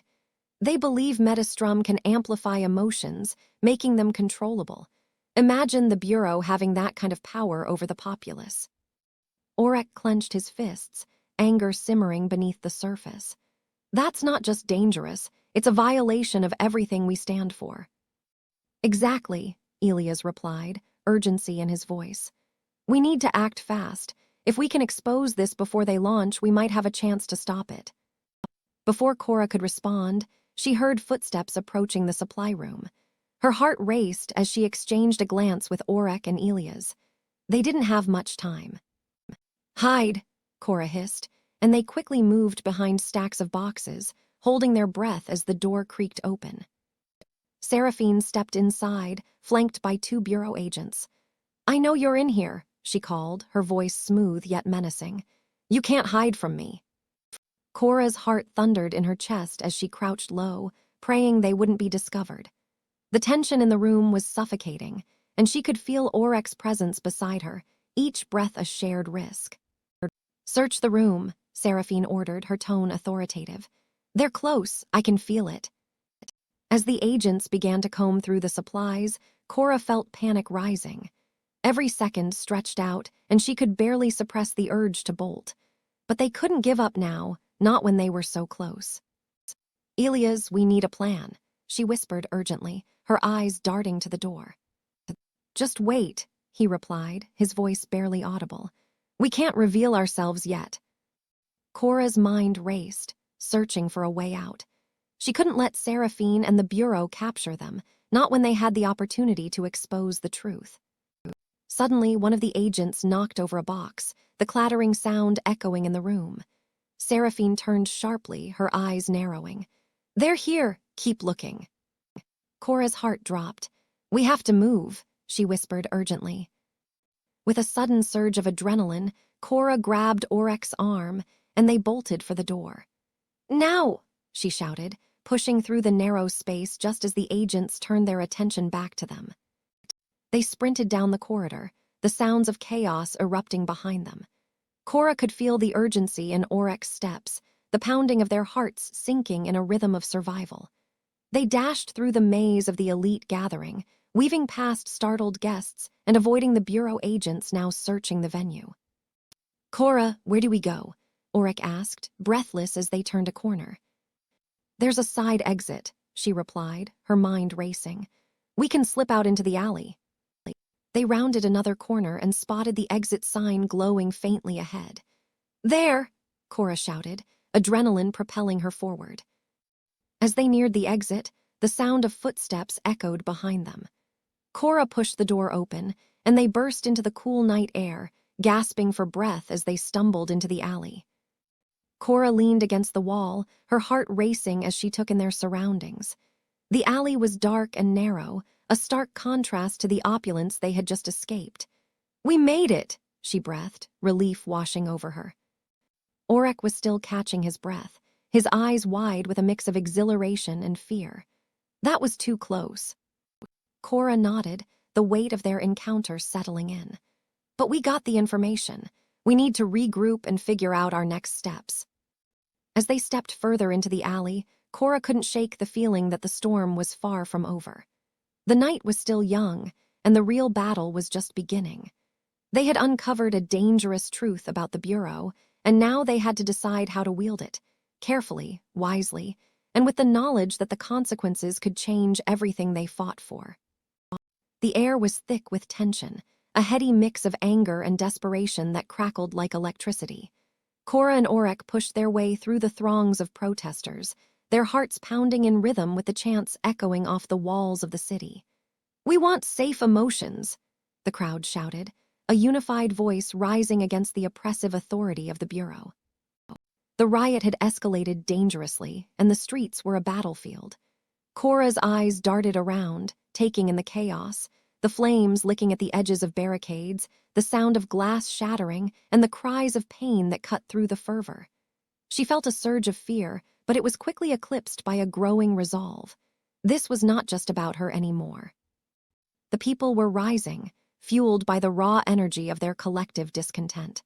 Cora could see the faces of her neighbors, faces she had seen in the clinic, weary and haggard from the effects of soul sickness. They were no longer just patients. They were warriors, fighting for their right to feel without the suffocating weight of fear and control. Suddenly, they stumbled upon a scene that made her stomach drop. A young man lay on the ground, bleeding and unconscious, surrounded by concerned citizens trying to administer aid. The sight of him, a victim of the Bureau's iron-fisted control, sparked something deep within Cora. She knelt beside him, her hands trembling as she reached for his wrist, checking for a pulse. It was weak but there. "Cora, we should go," Aurek urged, his voice tight with anxiety. "It's too dangerous here." But she shook her head, her determination hardening. "No, we can't leave him. We have to help." Aurek's protective instincts clashed with the urgency of the moment. As he scanned the chaos around them, he realized that standing back was no longer an option. He felt a swell of admiration for Cora. "What do we do?" "Gather some of the others," she directed, her voice steady now. "We need to move him somewhere safer." As Aurek rushed to rally support, Cora focused on the young man, her heart racing. She could see the fear in his face, the uncertainty that mirrored her own fears. The realization struck her: if she didn't act now, nothing would change. The Bureau's grip on the city tightened, and the people were suffering. With a handful of allies now gathered, they worked together to lift the injured protester. Cora felt the weight of the moment pressing down on her. This was her chance to stand up, to fight back against the injustice that had festered for too long. "Let's get him to the shelter," she urged, leading the way through the tumult, her heart pounding with a mix of fear and determination. As they moved, she glanced back at Aurek, who was right beside her, his face set with a fierce resolve. They were in this together, bound by a shared purpose. The chaos around them only fueled her drive to push forward. The streets were alive with noise. Shouts of defiance mingled with the wailing of sirens and the crackle of flames. It was a cacophony that made her heart race and her blood boil. Every shout, every clash between protesters and law enforcement reminded her of the stakes at play. This wasn't just a riot. It was a revolution simmering at the edge of their existence. As they navigated through the throng, Cora's instincts kicked in. She turned to her small group. "We need to move quickly, but we can't draw attention to ourselves. Stay low, stay quiet." They ducked through alleyways, the shadows swallowing them as they made their way toward a makeshift shelter set up in an abandoned building. The air was thick with the stench of smoke, and each step felt like a leap into the unknown. Cora's resolve solidified with every passing moment. The injured man's life depended on their actions, and she wouldn't let fear dictate her choices. She could almost hear the echoes of the Bureau's oppressive policies, the weight of their control pressing down on the people. They had to rise against it. As they reached the shelter, Cora felt a sense of urgency wash over her. The group quickly laid the injured man on a makeshift cot. Cora leaned over him, her hands steady now as she assessed his wounds. Blood seeped from a gash on his forehead, and she could see the signs of shock in his pale face. "Stay with us," she murmured, more to herself than to him. She pressed her palms against his shoulders, willing him to respond. "We're here, you're safe now." Aurek hovered nearby, his brow furrowed with concern. He watched Cora, the way she transformed from a hesitant healer into a fierce protector. In that moment, he realized how far she had come. This was not the same woman who had been overwhelmed by the bureaucracy of the clinic. She was a warrior now, ready to fight for the vulnerable. "Cora," he said, his voice low and urgent, "what's the plan?" Her eyes flickered to his, and she took a deep breath. "We need to get him medical attention. I know a place nearby where we can find help, but we'll have to be careful. The Bureau is everywhere." Aurek nodded, the weight of responsibility settling on his shoulders. "I'll go with you. We can't let anything happen to him, to anyone." Cora felt a swell of gratitude. "Thank you," she whispered, her voice barely above the chaos outside. Together they were stronger. Together they could make a difference. As they prepared to leave the shelter, the sounds of the riot crested like a wave, crashing against the walls. Cora's heart raced. There was no turning back now. They were stepping into the heart of a storm, but for the first time she felt alive, driven by purpose and fueled by the fire of change. "Let's go," she said, her voice steady and resolute. As they stepped out into the tumult once more, Cora felt the raw energy of the crowd envelop them, a reminder of the urgency of their mission. She was no longer just a bystander. She was a part of something much bigger. With Aurek at her side, she moved toward the chaos, ready to face whatever came next. The streets were filled with shouts for justice, and she would be a voice among them. Together, they would fight for a future where safe emotions were not just a dream but a reality. The urgency of their mission pulsed in the air, a promise of change on the horizon. Aurek sat hunched over a cluttered table in his workshop, the dim light flickering above him like a nervous heartbeat. The air was thick with the scent of oil and old paper, and the shadows of half-finished projects loomed over him like specters. Maps and blueprints of the abandoned labs sprawled before him, their edges frayed and yellowed with age. Each scribbled note whispered secrets, but the most important one, Metastrum, haunted his thoughts. The soft creak of the door broke his concentration, and he looked up to see Cora stepping inside.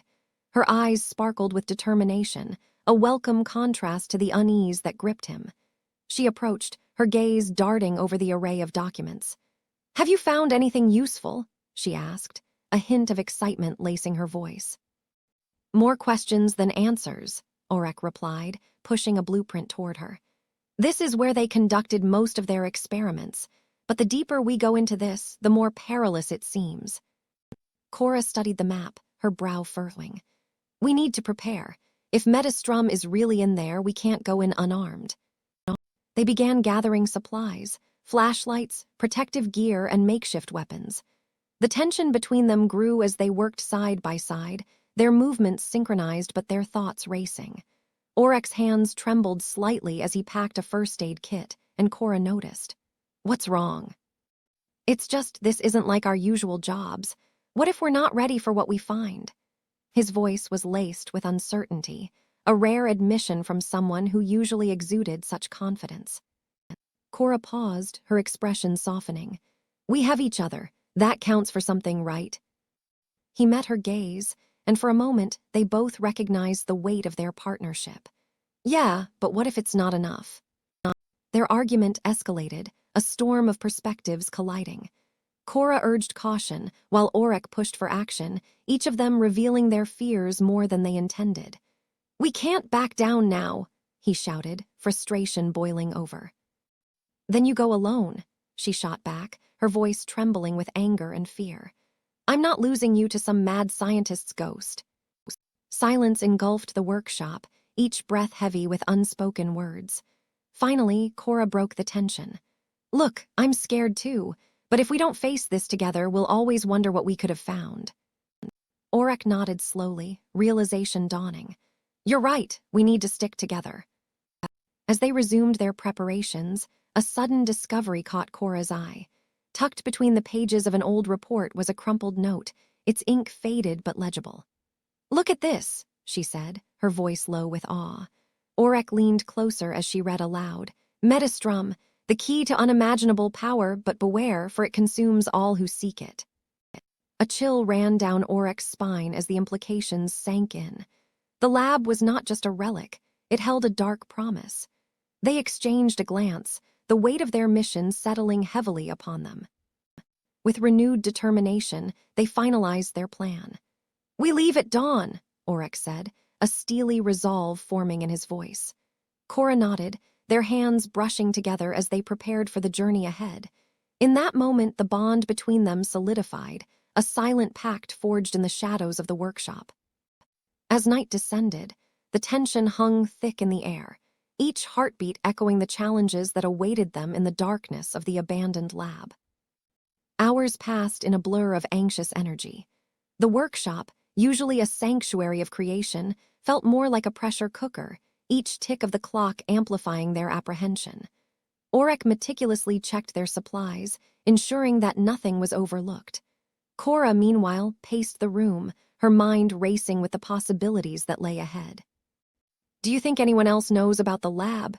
Cora asked suddenly, breaking the heavy silence. She paused, her fingers absent-mindedly tracing the outlines of the blueprints. "It's possible," Aurek replied, his brow creased in thought. "But the Bureau has kept a tight lid on information regarding Metastrum. If they found out we were going there. He trailed off, the unspoken danger hanging in the air. Cora nodded, biting her lip. We need to be discreet. The last thing we want is to attract attention. Aurek pushed aside a stack of papers, revealing a small, dusty box. He opened it slowly, revealing an assortment of tools and devices. These might come in handy, he said, holding up a compact scanner. It can detect chemical signatures. If Metastrum is in there, we'll know. Good thinking, Cora said, her eyes lighting up with a mixture of excitement and fear. What else do we need? Rations, water, a map of the area, Aurek replied, listing off items as he began to gather them. There was a rhythm to their preparations, a dance of trust slowly unfolding between them. Cora handed him a flask of water, their fingers brushing once more, sending a jolt of electricity through Aurek. Let's not forget the flashlights, Cora reminded, her tone lightening the mood. We don't want to be left in the dark, literally. Aurek chuckled, grateful for her ability to lighten the tension, even in the face of uncertainty. Right, I'll grab them.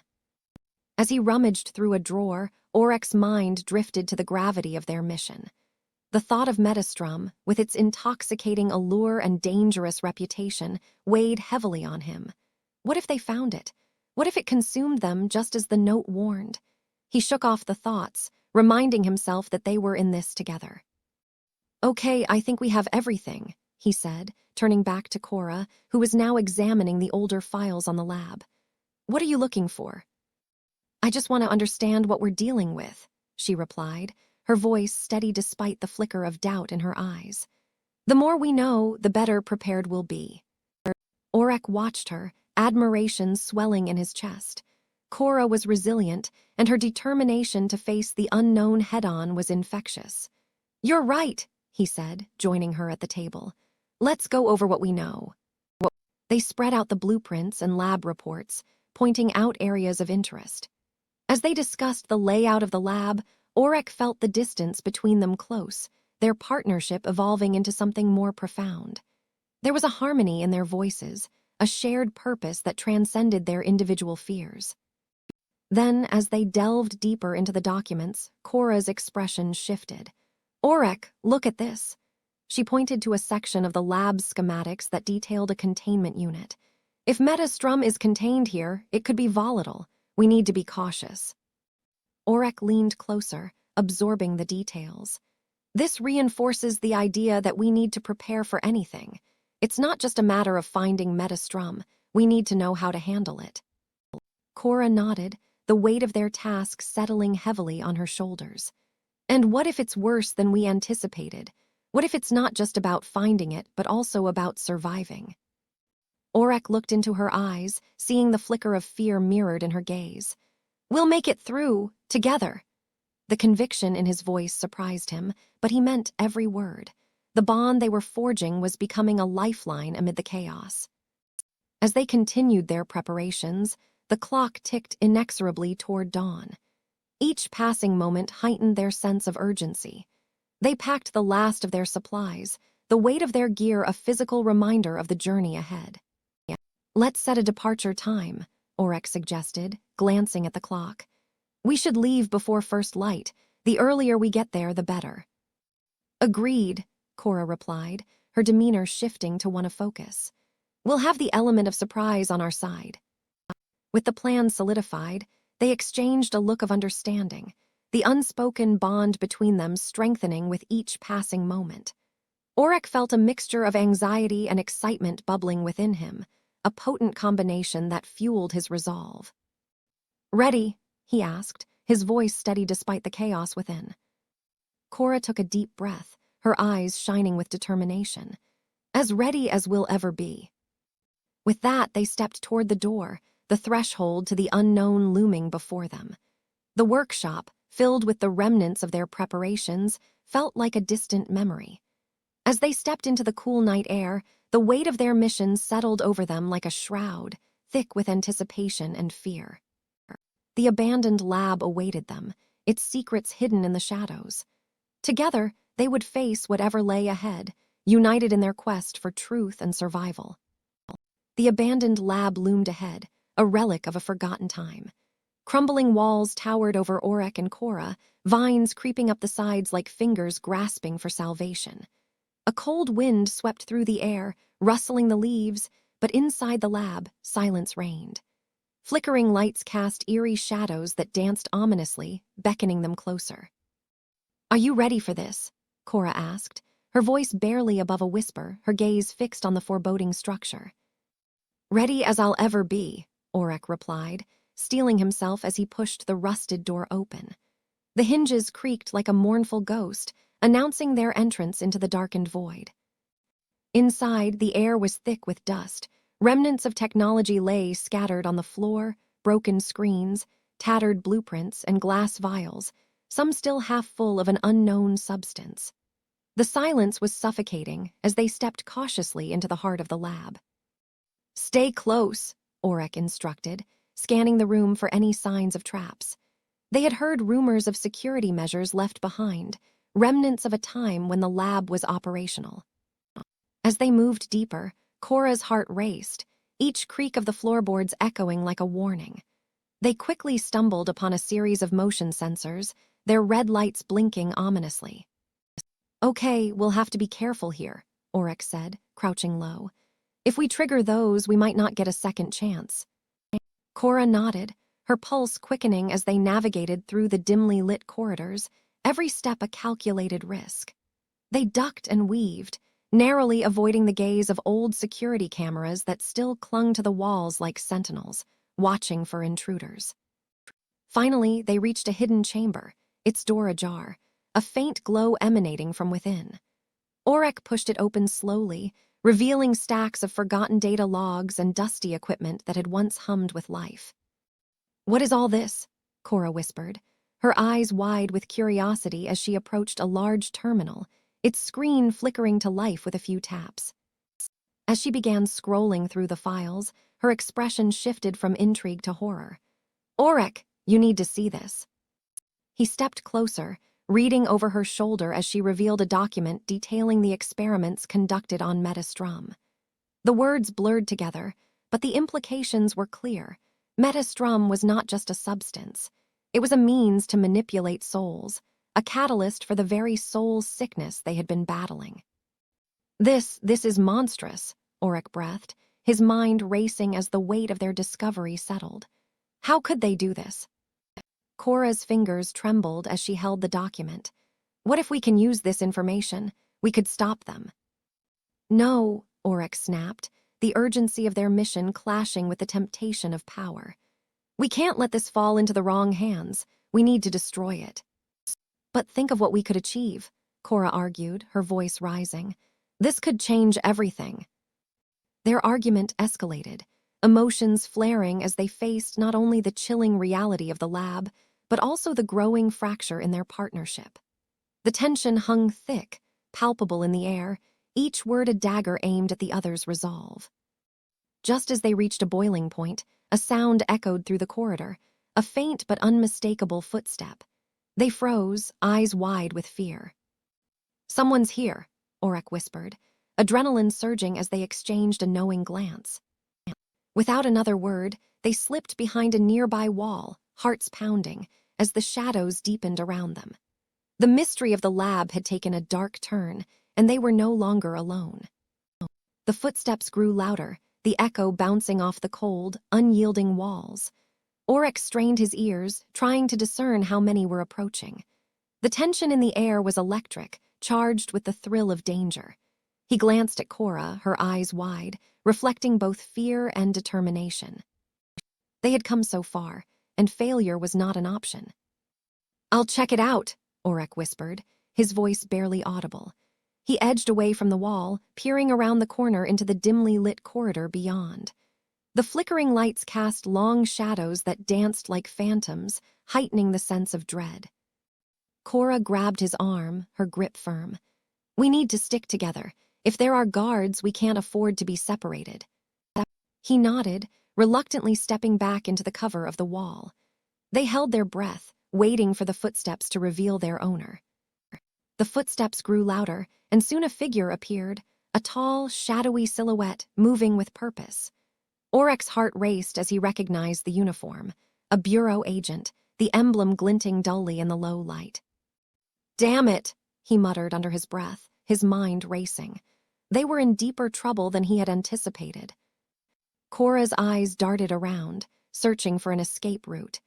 The lab was a maze of forgotten technology, but it also held secrets that could lead to salvation or doom. The agent paused, scanning the room. Aurek felt the weight of their discovery pressing down on him, the knowledge of Metastrum and its implications threatening to slip through their fingers. They couldn't allow the Bureau to recover what they had found. It was too dangerous. "Do you think they know we're here?" Cora whispered, fear creeping into her voice. "Not yet," Aurek replied, his eyes narrowed. "But if we don't act fast, they will."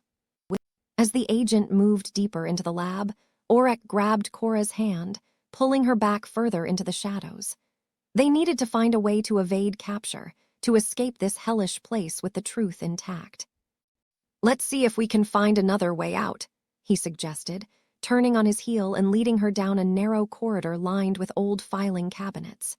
The air was thick with dust, and the scent of mildew hung heavy, almost suffocating. They moved quickly, keeping their footsteps silent as they navigated through the disarray of abandoned equipment. Aurek's heart thudded in his chest, the looming threat of discovery pushing them forward. Suddenly, Cora stopped. "Aurek, look at this," she said, her voice a mere whisper. She pointed to a series of faded photographs pinned to the wall, depicting scientists working on various experiments, faces filled with ambition, but also shadows of something darker.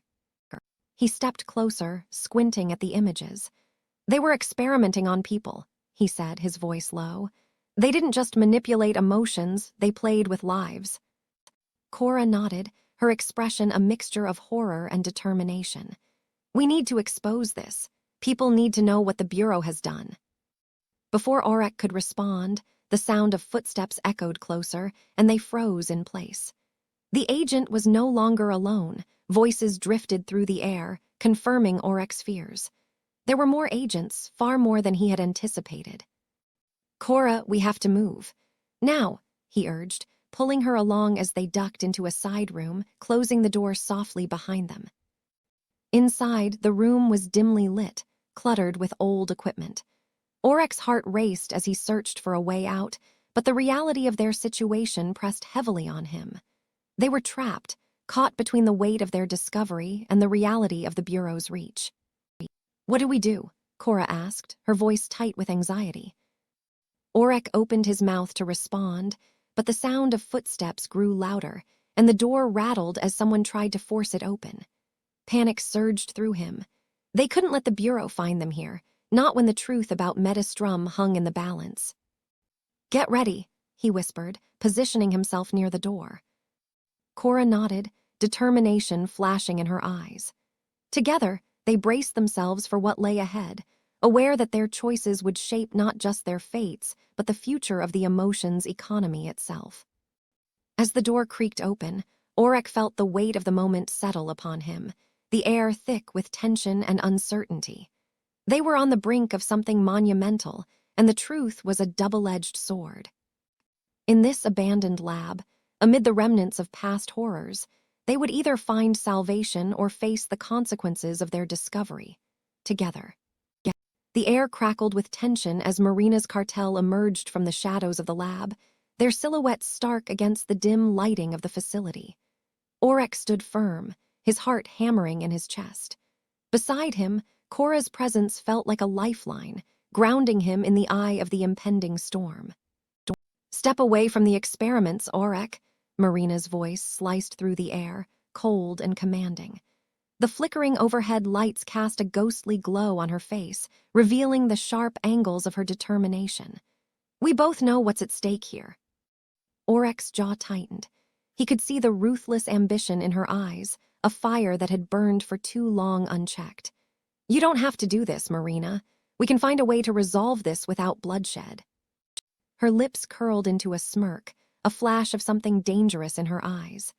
"Oh, but you see, bloodshed is precisely what I want. Your precious little lab is a goldmine, and I intend to take what's mine." Cora nudged Aurek, her voice barely a whisper, laced with urgency. We can't let her leave with that research. It's too valuable and too dangerous. Before Aurek could respond, the distant sound of sirens pierced the night, growing louder with each passing second. A flicker of panic crossed Marina's face, and she turned to her men, her previous bravado faltering for just a moment. "Get ready, the Bureau is here." The atmosphere shifted in an instant. Tension hung thick as both factions sized each other up, uncertain of their next move. The Bureau's arrival complicated everything, and the stakes skyrocketed. "Everyone, stand down," Aurek shouted, raising his hands in a gesture of peace, though his heart pounded wildly in his chest. The chaos that followed was a blur. Shots rang out, and the calm before the storm erupted into a cacophony of noise. Cora ducked behind a nearby table as bullets ricocheted off the concrete walls, sending shards of debris flying. "What do we do?" she yelled over the din, her voice strained with adrenaline. Aurek's resolve hardened. "We fight! We protect this lab!" His voice was a clarion call amidst the chaos, rallying the few allies he had. They couldn't let Marina seize the research, not now when the stakes were so unbearably high. As the battle commenced, emotions flared alongside the gunfire. Aurek found himself at the center of the storm, desperately trying to coordinate a defense. He could feel his pulse thrumming in his ears, the tumultuous energy of fear and determination mixing in a heady concoction. Cora, taking a deep breath, emerged from her cover, a sudden fire igniting in her eyes. She sprinted towards Marina, surprising everyone, including herself. "You think you can just take everything from us?"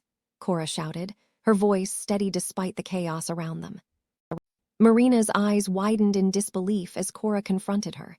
"You'll have to go through me first," Cora added, her resolve evident, a stark contrast to the fear that had once held her back. The fight escalated, bullets flying in every direction as Aurek barked commands, trying to keep their small group organized. He could see the fear in the eyes of his fellow workers, but he also saw their willingness to stand beside him. They were not just fighting for survival, they were fighting for something greater, a future free from the shackles of cartels and the oppressive Bureau. Aurek ducked behind a column, narrowly avoiding a shot that shattered the glass of a nearby monitor. He could hear Cora's shouts as she rallied their allies, her voice rising above the chaos. "We're not backing down. Hold your ground." The din of gunfire and shouts of confusion swirled around them, a tempest of chaos that felt almost surreal. In the midst of it, Aurek caught glimpses of Marina barking orders to her men, her ruthless ambition driving them forward. Each bullet that flew felt like a heartbeat, each scream echoing the stakes of their fight. In a sudden burst of movement, Aurek spotted one of Marina's enforcers aiming at Cora. Time seemed to slow as he acted instinctively, rushing forward and colliding with the man just as the gunfire erupted. They tumbled to the ground, the weapon clattering away as both struggled for control. "Get away from her," Aurek roared, the weight of his protective instincts fueling his every move. He managed to gain the upper hand, wrestling the man down and delivering a swift blow that sent him sprawling. As he regained his footing, Aurek looked around, taking in the chaos. Cora had moved, too, ducking and weaving through the fray, her determination shining brighter than ever. She faced off against another cartel member, using the environment to her advantage, knocking over a stack of crates that fell and blocked their path. But the tide shifted once again as the Bureau's officers stormed in, clad in tactical gear, their presence a new wave of authority crashing over the battlefield. "Everyone, drop your weapons!" a commanding voice boomed. Marina's men hesitated, confusion flickering across their faces. It was a moment of uncertainty, a fragile pause in the chaos. Aurek seized the opportunity, shouting to his allies, "We can't let them take us down without a fight." The chaos erupted once more as shots rang out, now not just from Marina's cartel, but from the Bureau agents as well. The lab, once a sanctuary of research and hope, had transformed into a battleground where survival was uncertain and alliances were tested. Aurek's mind raced. He needed to think strategically. He glanced at Cora, who was still fighting with all her might, a fierce resolve etched on her face. They were in this together, and they needed to find a way to survive amidst the chaos. As the battle raged on, Aurek felt the weight of the world on his shoulders. He was no longer just a reluctant participant. He had to embrace his role as a protector, a leader. The stakes were so much higher than just the lab. It was about the future of their community, the lives of those they cared about. The air was thick with gunpowder and panic. Cries of pain and defiance intermingled, and Aurek could feel his heart racing, pushing him onward. He dodged behind a pillar just as a bullet whizzed past his ear. In the midst of the chaos, a shout rang out. Cora was in trouble. He turned to see her grappling with one of Marina's men, desperately trying to fend him off. Without thinking, Aurek charged toward her, determined to help. "Get off her," he shouted, tackling the man from behind and sending him crashing to the ground. Cora quickly pivoted, and together they pressed on, fighting through the melee, their bond strengthening with each moment. Just as they thought they had the upper hand, a sudden explosion rocked the lab. Debris flew through the air, and Aurek shielded Cora instinctively as they were thrown backward by the blast. The world spun around them, the sounds of chaos muffled by the ringing in his ears. When the dust settled, Aurek pushed himself up, coughing from the dust that filled the air. He looked around to assess the damage. The lab was partially collapsed, and the chaos had shifted again, with both the cartel and the bureau scrambling to regain control. Cora, brushing the debris from her clothes, looked at Aurek with a fierce determination. "We need to get out of here. This isn't over yet." Aurek nodded, his mind racing. "We can't let them take the research. It's too important." They regrouped with their allies, readying themselves for another push. But as they prepared to face the remnants of the cartel and bureau, Aurek couldn't shake the feeling that this battle was only the beginning. As the dust began to settle, a few bodies lay on the ground, the air heavy with gunpowder and loss. Aurek surveyed the scene, heart racing, realizing the cost of their fight. Marina and her cartel were momentarily pushed back, but the bureau's presence loomed ominously. They were far from safe. Aurek met Cora's gaze, their eyes locking in a moment of understanding. They had fought together, and though the battle was chaotic and costly, they had emerged as allies in a world fraught with danger. "We need to regroup," Aurek said, urgency flooding his voice. Cora nodded, determination sparking in her eyes. "We're not finished yet. We've come too far to back down now." With that, they steeled themselves for the challenges that lay ahead, ready to confront whatever awaited them in the aftermath of their chaotic battle. The fight for their future, and the future of the lab, had only just begun. The lab was a battlefield, a stark reminder of the ambition that had once filled its halls with hope and discovery. Scattered papers fluttered like fallen leaves amidst the chaos, while shattered glass crunched underfoot. Aurek stood at the center of it all, the weight of the decision before him pressing down like the countless experiments that had led to this moment. "Are you really considering keeping it hidden?" Cora's voice cut through the tension, sharp as the shards of glass that surrounded them. Her eyes were fierce, illuminated by the flickering fluorescent lights overhead. "We're running out of time, Aurek. The Bureau is on its way, and Metastrum could be our only chance." Aurek's heart raced, thoughts swirling in a tumult of fear and conviction. He remembered the last time they'd tested Metastrum, the power it had unleashed, the destruction it had wrought. "Cora, you know what it can do. If we let it out," he trailed off, the unspoken horrors hanging between them. "Exactly. If we let it out, we can control it. We can use it to protect ourselves, to fight back." She stepped closer, desperation creeping into her voice. "You have to trust that we can be responsible with it. We can't let the Bureau dictate our fate." As the sound of boots echoed down the corridor, Aurek felt the urgency of their situation sink in. The agents would arrive any minute, and they needed a plan. But what kind of plan revolved around unleashing a force of nature? He struggled to reconcile his fear with the hope in Cora's eyes. Could they really harness such power without it consuming them? A loud crash reverberated through the lab, agents breaking in. Aurek's pulse quickened. The moment of truth was upon them. He turned to Cora, searching her face for reassurance. "What if we can't control it? What if it spirals out of our hands?" Cora's expression softened, her resolve unwavering. Then we deal with it, together, but first we have to take that risk. The countdown in Aurek's mind ticked louder, drowning out his doubts. In the face of imminent danger, he realized that staying hidden was no longer an option.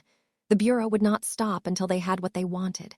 Gritting his teeth, Aurek made his choice. All right, we unleash Metastrum, but we do it responsibly. We set conditions, boundaries. It's our only shot. Cora nodded, a spark of determination igniting in her eyes. Let's do this. As the first agents burst through the doors, Aurek focused on the shimmering vial of Metastrum sitting atop the remnants of their research, a beacon of hope amidst the wreckage.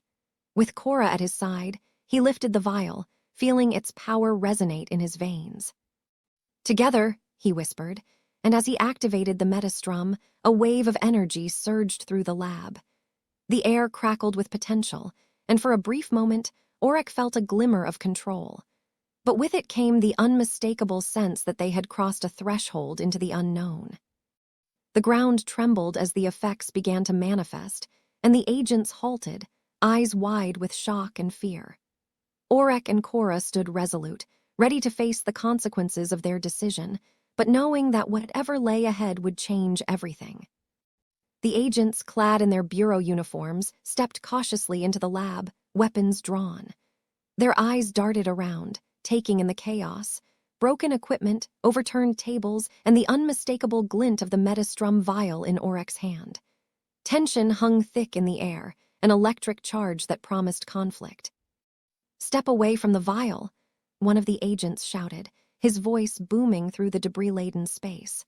"You're under arrest for unauthorized experimentation." Aurek's grip tightened around the vial as Cora moved to position herself protectively at his side. "We're not going to let you take it," she declared, her voice steady despite the fear coursing through her. "Metastrum is our only chance to fight back against the Bureau's oppression." "Resistance is futile," another agent sneered, taking a step forward. "You think you can control it, you'll only bring about your own destruction." Aurek felt a surge of anger at their dismissive attitude. They were treating Metastrum like a toy, something to be discarded rather than understood. "You don't know what it can do," he retorted, his voice rising.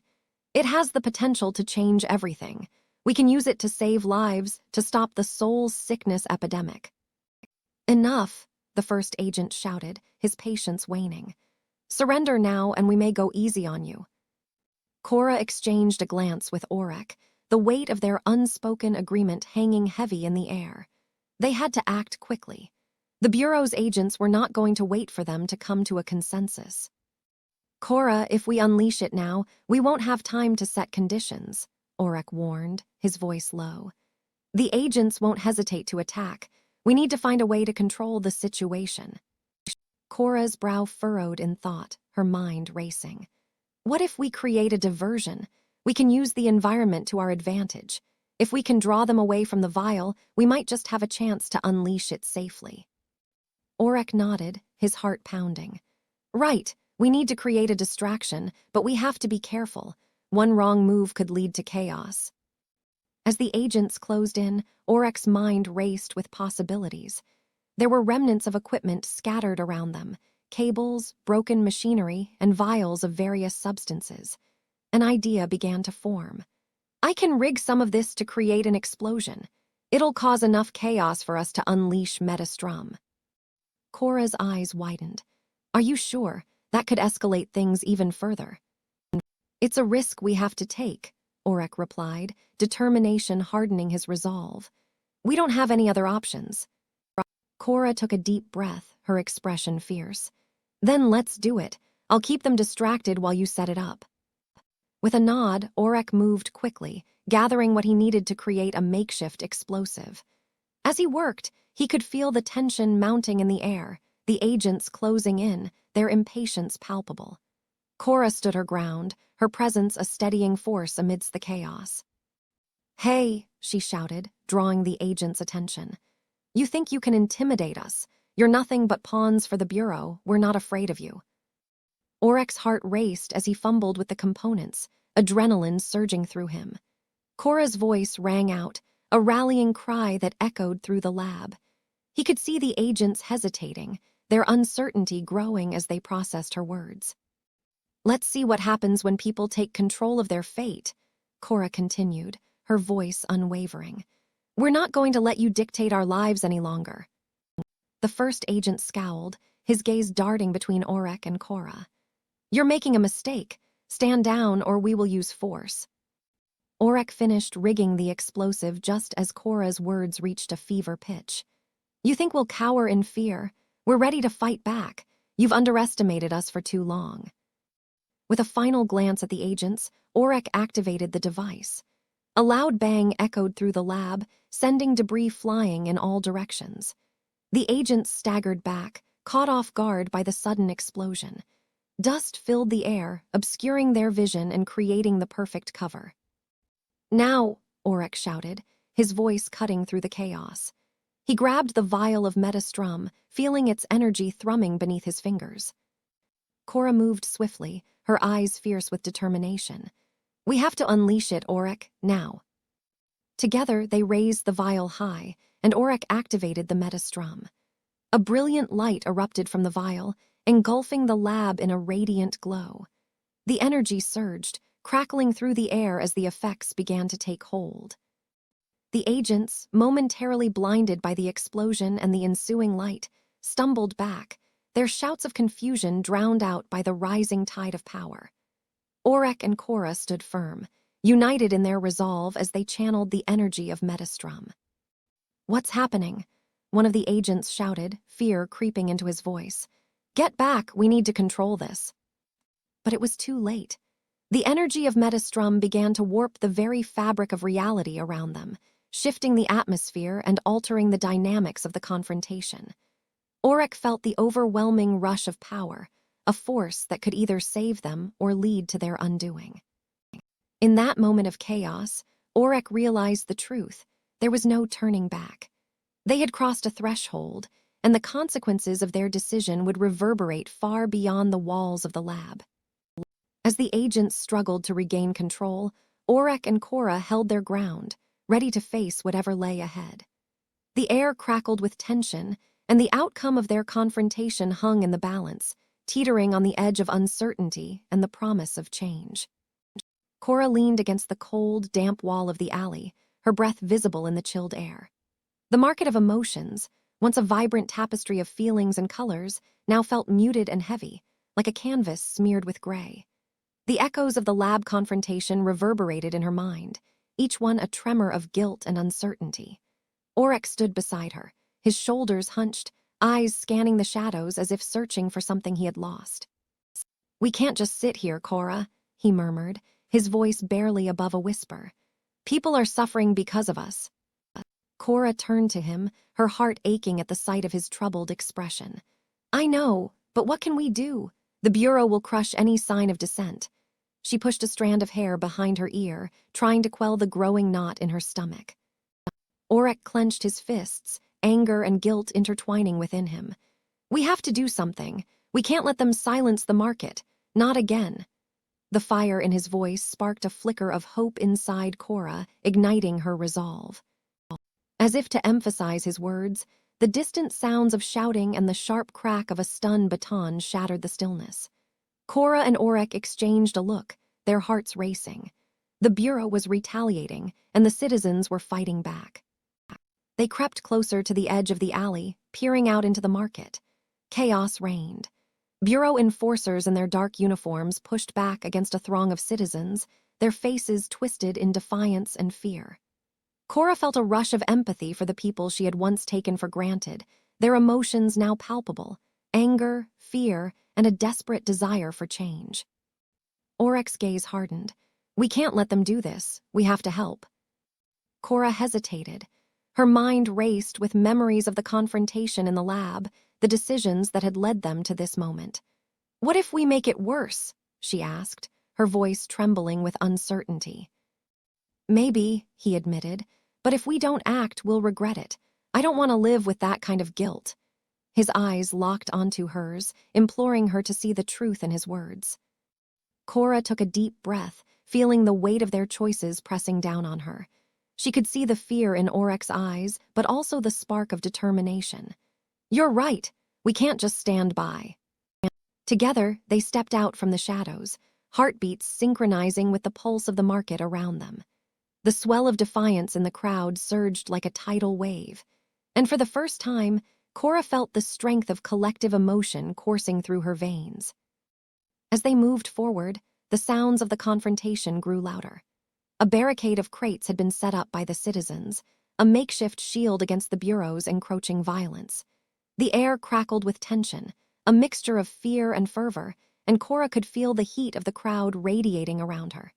Each shout of defiance seemed to bolster her spirit, reminding her of the importance of their actions. Aurek's hands trembled slightly as he reached for Cora's, squeezing it tightly. "We need to find a way to connect with them. They have to know they're not alone." Cora nodded, her heart racing. "Let's go!" she exclaimed, her voice rising above the din as they pushed through the throngs of people. Emotions swirled around her like a storm, and she felt invigorated by the unity of purpose that surrounded them. They reached the front lines of the crowd, where a group of citizens had begun chanting slogans against the Bureau's oppressive tactics. The words echoed through the market, igniting a fire in those who heard them. Cora could see the faces of the people, their determination shining through the fear. They were tired of being pawns in the Bureau's game, tired of living under the weight of emotional taxation and manipulation. "Together," Cora shouted, raising her voice to add to the growing chorus. "Together we can change this." Aurek stepped forward, his own voice rising as he added, "We're not just fighting for ourselves, we're fighting for everyone who's suffered under this regime." His words fueled the passion of the crowd, and Cora could see their spirits lift, defiance igniting in their eyes. But just as the energy surged, the Bureau enforcers tightened their grip. A group of them advanced, batons raised, faces cold and determined. The citizens' chant faltered, fear rippling through the ranks as they realized the confrontation was no longer abstract. It was real and immediate. "Stay strong," Cora urged, trying to hold the crowd together even as the weight of impending violence bore down on them. "We can't let them intimidate us." The enforcers shouted orders, pushing forward with a ferocity that sent shockwaves through the market. The sharp crack of stun batons echoed like gunfire, and Cora's heart raced. She could see the fear on the faces of those around her, but she also saw the resolve. This was their moment. They were not just victims anymore, they were a force to be reckoned with. As the Bureau enforcers surged forward, chaos erupted. Cora felt the crowd shift, people pushing back against the advancing threat.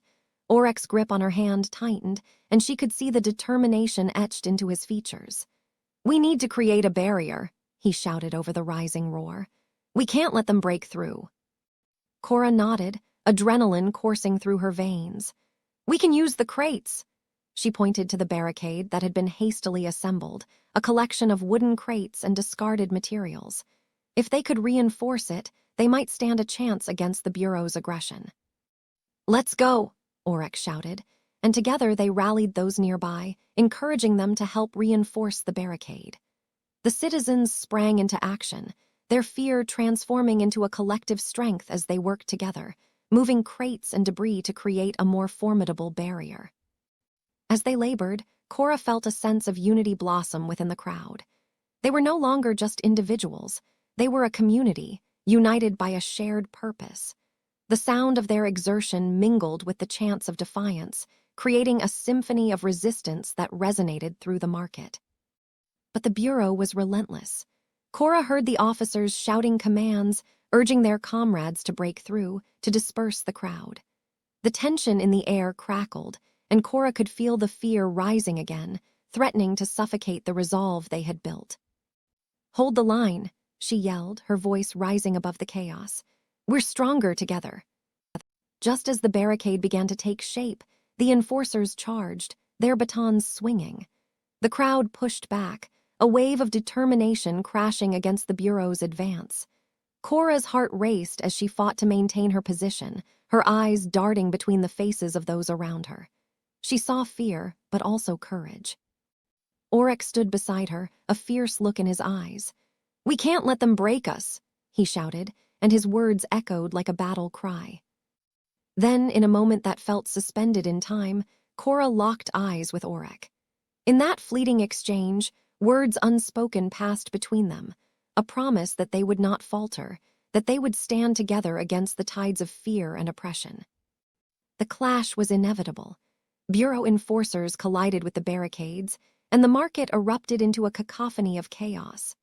Cora felt herself swept up in the moment, adrenaline surging as she pushed against the tide of fear, shouting encouragements and urging her fellow citizens to hold strong. As the struggle intensified, Cora felt the weight of her choices settle heavily upon her. Yet, amidst the chaos, there was a flicker of hope. This was their chance to reclaim their agency, to stand against the Bureau's tyranny. Aurek's voice broke through the noise once more, fierce and unyielding. "This is our market. We won't let them take it from us." Cora nodded, her heart swelling with resolve. This was what they had fought for. Together, they would face whatever came next, and together, they would forge a new path for the market of emotions, one where they could express their feelings freely, without fear of retribution. As the battle raged on, Cora realized that the weight of their choices, the burden of guilt and fear, could be transformed into a powerful catalyst for change. They were not just fighting for survival. They were fighting for a future where emotions were not commodities, but a fundamental aspect of what it meant to be human. And as the crowd rallied around Aurek and Cora, the winds of change began to stir. The market might be filled with uncertainty and fear, but within it, seeds of hope were taking root, ready to blossom into something beautiful. The fight was far from over, but in that moment, they knew they had made a choice, one that would lead them into the heart of the storm and perhaps towards a brighter dawn. Cora stood in the center of the underground meeting space, her heart pounding with adrenaline. The flickering candles cast dancing shadows on the faces around her, faces marked by determination and fear, all united by a shared purpose. She cleared her throat, the murmurs of uncertainty quieting as she began to speak.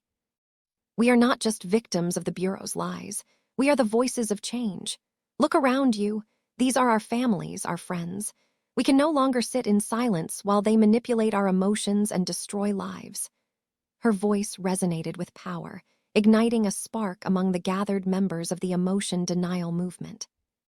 As Cora laid out her vision, she shared the heart-wrenching stories of those who had suffered under the Bureau's regime. Each tale added weight to her words, transforming the room into a crucible of hope and resolve. "We need to expose their corruption. We need to show the world what they are doing to us." The space was cramped, the walls lined with makeshift banners, each one a testament to their struggles, hand-painted posters declaring emotions are not currency and unity against oppression.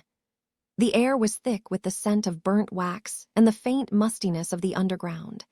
Despite the oppressive atmosphere, a flicker of hope ignited in the hearts of those gathered. "Cora, what if they catch us?" asked a young woman named Alara, her hands trembling as she clutched a worn notebook filled with notes. "They have eyes everywhere." Cora met her gaze with fierce conviction.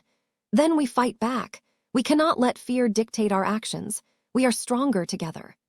The words hung in the air, bold and daring, and she could see the determination crystallizing in her allies' eyes. Meanwhile, in a dim corner of the city, Aurek leaned against a wall, his mind racing. The image of his sister, pale and fragile, haunted him. He felt the guilt gnawing at his insides. The Bureau's actions had consequences far beyond the political. They were destroying families. It was his fault. He had been a part of it all. With a deep breath, he pushed himself off the wall. "No more," he whispered to himself. He had to help Cora. He had to make things right. Back in the meeting space, Cora had rallied a core group of allies. They sat around a makeshift table, maps and documents spread out before them. "We need to be strategic," she insisted, her eyes scanning the determined faces. "We gather evidence, we document everything. Then we leak it to the public through social media, underground channels, whatever it takes." A murmur of agreement rippled through the group, but there was an undercurrent of fear. "What if they catch us?" someone asked, voice trembling. Cora's gaze was fierce. "Then we fight back. We cannot let fear dictate our actions. We are stronger together." As they outlined the plan, Voices grew more confident. Each member took on a role, a part to play in the unfolding drama. The atmosphere shifted from anxiety to determination, a shared sense of purpose igniting the air. Just then, Aurek stepped into the room and the chatter fell silent. All eyes turned to him. He stood at the threshold, torn between his past and the path forward.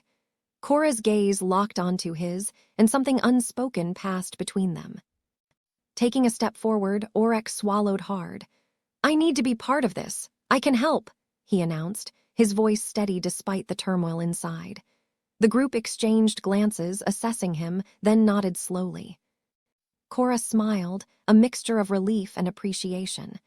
"Your insight will be invaluable. Together we'll expose the truth," she said, her voice unwavering. As they gathered around once more, each person found their place in the growing alliance. Cora felt a surge of hope, but the caution lingered in the air. They were stepping into a storm, and the path ahead was fraught with danger. "Let's talk about how we gather the evidence," Cora continued, her voice steady, as she pulled a map closer. "We know the Bureau is collecting data on emotion capsules. We can infiltrate their records. If we can get our hands on that information, we'll have them cornered." Aurek listened intently, his heart racing as he thought about the implications. He knew how to navigate the underbelly of the city, the hidden passageways and secret entrances. "I can help with that," he offered, his mind racing with ideas. "I have contacts who can provide intel on their operations. We could set up a surveillance system." "Surveillance?" Alara interrupted, her brow furrowed. "Isn't that risky?" "Risky is the only way forward," Aurek replied, his voice firm. "We have to be prepared to take chances if we're going to bring the Bureau down." Cora nodded, energized by the collaboration. "Exactly. We'll use the strengths of everyone here. We need to be clever and quick. And remember, we cannot let fear dictate our actions."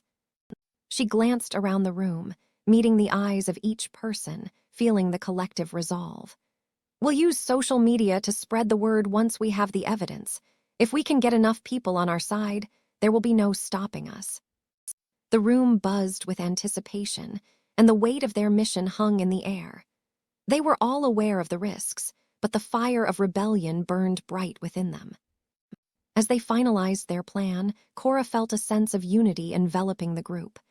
"We will meet again in 3 days. By then, I want updates from everyone on their tasks. Together, we're going to expose the truth," she declared. The meeting concluded, and as people began to disperse, Cora caught Aurek's eye. He approached her, his expression serious. "Cora, I'm in this for my sister. I want to help, but I need to make sure she's safe too." Cora placed a reassuring hand on his shoulder. "We'll protect our own. We're fighting for everyone affected by the Bureau, including your sister. You're not alone in this, Aurek." Aurek felt a flicker of hope at her words, a reminder that he wasn't just fighting for his sister's health, but for the community that had suffered in silence for too long. Together, they would shine a light on the darkness of the Bureau, no matter the cost. As the last of the candles flickered out, Cora and Aurek stood side by side, ready to face the storm ahead. The underground space had transformed from a mere meeting site to a bastion of hope, where plans were being forged to dismantle the oppressive grip of the Bureau. With hearts beating in unison, they stepped into the night, the weight of their mission heavy yet invigorating.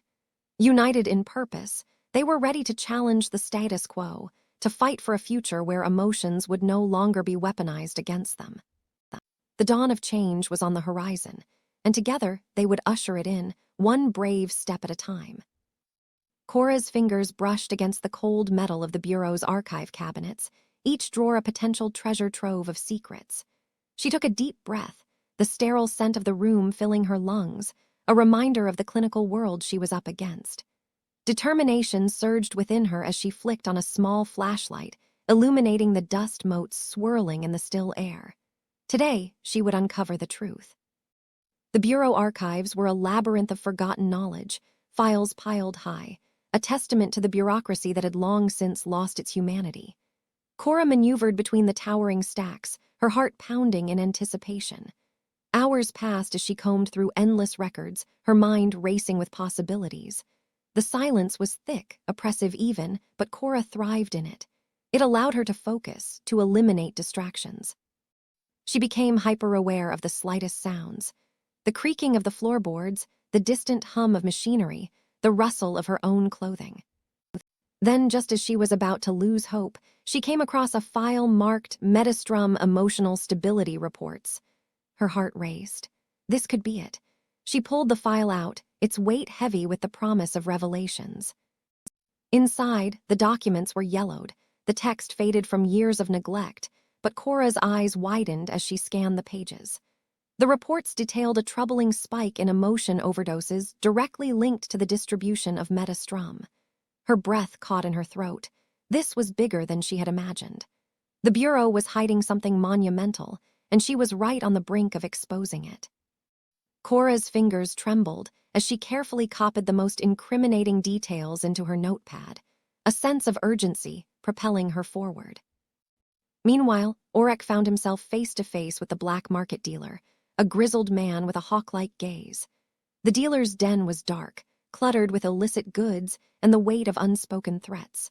The flickering light of a single bulb overhead cast long shadows across the room, making the atmosphere feel even more claustrophobic and menacing. The stench of stale smoke and something metallic hung heavy in the air. "You think you can just waltz in here and ask questions?" The dealer sneered, leaning back in his chair, arms crossed defiantly. His associates flanked him, muscles taut and eyes glinting with a mix of suspicion and hostility. "I'm not leaving without answers," Aurek replied, his voice steady despite the adrenaline coursing through him. He felt the eyes of the dealer's men on him, assessing, judging. Desperation clawed at him, but he fought to maintain his composure. He needed to play this right. "Answers come at a price, kid," the dealer said, grinning. "And I'm not talking about cash." "I'm not interested in playing games," Aurek shot back, feeling the pressure of time and desperation weighing heavily on his shoulders. He knew that every moment he spent here, his sister was slipping further into the abyss of soul sickness. As the tension mounted, Cora's relentless digging paid off. She carefully opened the file, revealing documents that outlined a surge in emotion overdoses directly linked to Metastrum's distribution. Her heart raced as she recognized the implications. This wasn't just about individual cases, this was a systemic failure. The Bureau was complicit in a cover-up that endangered lives. Back at the dealer's lair, the situation escalated. Aurek stood his ground, refusing to back down. "You think I'm scared of your goons?" he challenged, feeling the heat of the confrontation. In that moment, he realized he had to channel his desperation into strength. "I know what you're hiding. I know about Metastrum." The dealer's eyes narrowed, and a flicker of interest crossed his features. "And what do you think you know, kid?" "Enough to know it's killing people," Aurek shot back, determination solidifying his resolve. He had to find a way to break through the dealer's defenses, to reveal the truth lurking beneath layers of intimidation. Just as the tension reached a peak, a woman from the shadows stepped forward, her expression wary but intrigued. She was dressed in dark clothing, her tattoos peeking out from beneath her sleeves. "He's right. Metastrum is bad news," she said, her voice low and gravelly. "I can help you, but you need to tread carefully." Aurek's heart raced. This was the break he needed. "What do you know?" he pressed, eager to grasp at any glimmer of hope. Back in the archives, Cora's mind raced with the implications of her findings. The Bureau was hiding a conspiracy, and she was the one poised to expose it. As she gathered the documents, a sense of urgency propelled her forward. The pieces were finally coming together. She knew she had to share this information with Aurek, to join their efforts in dismantling the corrupt system that had poisoned their lives. Just then, Cora heard a sound, a creaking floorboard behind her. Her heart skipped a beat as she turned, half expecting to find a Bureau agent lurking in the shadows. But it was just the wind, whispering through the cracks of the old building. She shook off the fear, focusing instead on the fire ignited within her. In that moment, both Cora and Aurek felt the weight of their missions shift, the stakes rising higher than ever before. The truth was surfacing, and they were closer to uncovering the dark underbelly of a system designed to keep them in the dark. With renewed determination, Cora tucked the vital documents under her arm and made her way toward the exit, her mind racing with plans for the next phase of their fight. Aurek, buoyed by the unexpected ally, made his own mental notes. This was only the beginning of a much larger confrontation, and he was ready to face whatever came next. As he exited the dealer's lair, the cool air hit him like a splash of water, invigorating yet sobering. He felt the weight of the information he had gained and the urgency to reunite with Cora. They were both on the cusp of something monumental, a battle that would determine not just their fates, but the fates of countless others caught in the emotional economy's deadly grip. Their paths were destined to converge, and when they did, they would be armed with the truth. Cora sat at her cluttered desk, her heart racing as she stared at the screen. The final report was ready, meticulously documenting the Bureau's corrupt practices and the negligence that had led to countless injustices. She took a deep breath, her fingers hovering over the keyboard. This was it, the moment she had prepared for, the moment that could change everything. With a decisive click, she hit send, and the findings were unleashed into the world. Instantly, her phone buzzed with notifications. Messages poured in, each one more fervent than the last. The online community erupted in outrage, hashtags trending as people shared her report. The cacophony of voices demanding justice swelled until it reached a fever pitch. Cora felt a surge of adrenaline. She had done it. She had ignited a flame of awareness. Outside her window, the streets transformed. News vans lined the avenues, capturing the throng of protesters who had gathered, their chants echoing through the city. The air was electric with a mix of hope and fury. Cora stepped outside, her heart swelling as she joined the crowd. Signs waved high above, each one a testament to the anger and determination of the people. "Accountability now," read one, while another declared, "We will not be silent." The energy was palpable, a living entity that coursed through the throng of bodies. Cora felt the warmth of bodies pressing against her, the shared purpose binding them together. She took a deep breath, allowing herself to absorb the power of the moment. This was the culmination of her work, the manifestation of her courage, and she would not let it go to waste. Meanwhile, Aurek sat in his office, a heavy weight pressing down on his chest. The television blared in the background, images of the protests flickering across the screen. He watched as Cora's face appeared, her voice strong and clear as she spoke to the crowd. Pride and regret warred within him. He had once believed in the Bureau's mission, but he could no longer ignore the reality of their actions. The revelations were out, the world was watching, and the Bureau was crumbling. As the crowd cheered for Cora, he couldn't shake the feeling that they were standing on the precipice of something monumental and dangerous. The Bureau would not take this lightly. He turned away from the screen, rubbing his temples in frustration. How had it come to this? He had been naive, blinded by loyalty. Now he felt like a traitor to the very principles he had upheld. Cora, emboldened by the response, stepped onto a makeshift stage constructed from crates, her voice amplified by a borrowed speaker. "We are here today to demand change," she shouted, her eyes sparkling with passion. "No longer will we tolerate corruption in the shadows. We will hold those in power accountable." The crowd erupted with cheers, their resolve strengthening.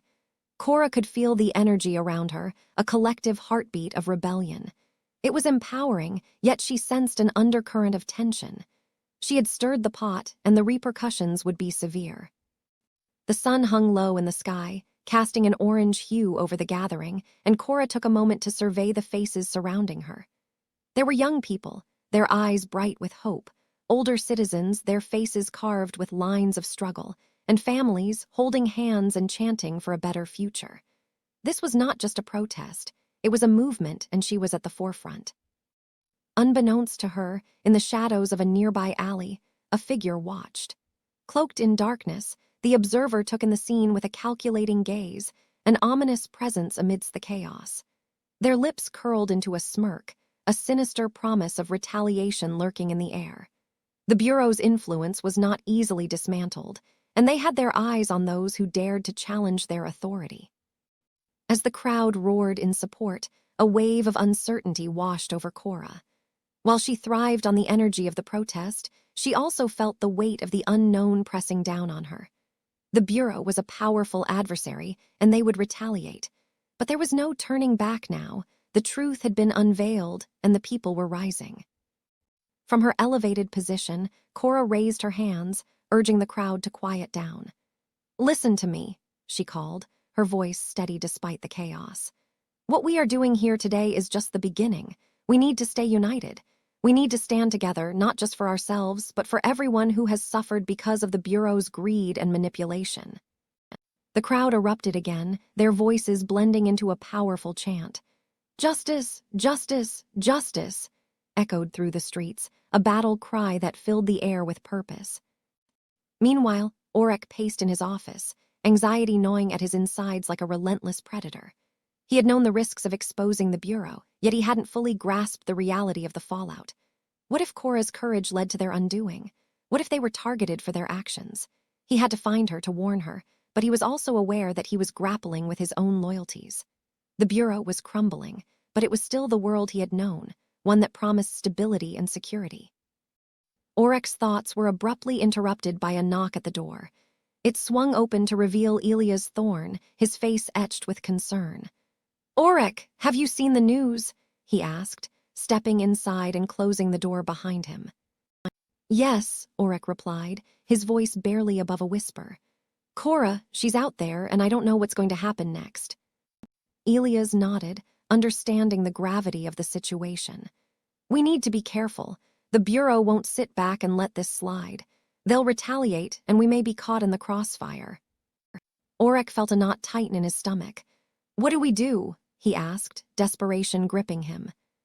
"We need to gather information, prepare ourselves for whatever comes next. But we also need to decide where our loyalties lie," Elias replied, his tone serious. "If we're going to stand with Cora, we need to be ready for the consequences." Back outside, the atmosphere shifted as the protests continued to swell. Cora felt the energy of the crowd pulsating through her, but she couldn't shake the feeling that they were being watched. Her instincts were on high alert, and she scanned the area, searching for any signs of trouble. As if on cue, a loud crash echoed from down the street. A group of individuals clad in dark clothing began to push through the crowd, their intentions unclear yet menacing. The mood shifted from empowerment to uncertainty in an instant. Cora's heart raced as she recognized the threat. These were not protesters. They were troublemakers, perhaps sent by the Bureau to incite chaos and discredit their movement. "Stay together," she shouted, trying to maintain control. "We won't let them divide us." But the crowd began to murmur as panic rippled through them. Cora's voice rose above the din. "We are strong. We stand united. Don't let fear take hold." She fought against the tide of uncertainty, but her heart raced as she watched the dark figures approach. In the alley, the shadowy figure watched with a smirk as the chaos unfolded. They knew the Bureau's tactics well and reveled in the discord. The protests would only serve to further their agenda, and they were ready to strike at the heart of the uprising. As the crowd began to scatter, Cora felt a surge of determination. She would not let fear dictate their actions. "We're not going anywhere," she shouted, her voice cutting through the confusion. "This is our time. We will not be intimidated." With newfound resolve, Cora stepped forward, facing the approaching figures. The crowd hesitated, her bravery igniting a flicker of hope amidst the chaos. "Together," she called, her voice stronger than before. "We stand together." The dark figures paused, momentarily thrown off by her defiance. Cora took a deep breath, rallying the energy of the people around her. "We will be heard. This is our fight, and we will not back down." In that moment, Cora transformed from a hesitant researcher into a leader, her bravery igniting a fire in the hearts of those around her. The crowd surged forward, emboldened by her strength, ready to confront whatever came next. As the tension crackled in the air, Aurek watched from his office, torn between fear and admiration. The path ahead was fraught with danger, but Cora had sparked a movement that could not be extinguished. He knew he had to choose where he stood in this battle for justice. With the sun setting behind the city, casting long shadows over the streets, Cora held her ground against the encroaching darkness. The protests intensified, a symphony of voices demanding change that echoed into the night. But lurking in the shadows was the looming threat of retaliation, a reminder that the fight for justice was just beginning, and the stakes had never been higher. The streets of the city felt heavier, the air thick with the oppressive weight of fear. Posters plastered on crumbling brick walls declared the Bureau's new regulations, their messages stark and menacing. Compliance is mandatory. Dissent will be punished. People moved like shadows, their whispers barely audible above the distant sirens echoing through the alleyways. Amid the chaos, a sense of dread hung in the air, palpable and suffocating. The once vibrant market of emotions had become a place fraught with tension, where emotion capsulated in colorful vials now seemed like the last vestiges of freedom. Those who once bartered with excitement now huddled in corners, their faces strained, eyes darting nervously, as if the very act of breathing could summon the Bureau's enforcers. In a dimly lit back alley, Aurek and Cora huddled with a small group of allies, their faces drawn and anxious. The flickering light from a single overhead bulb cast long shadows, amplifying the sense of urgency that pulsed through their meeting.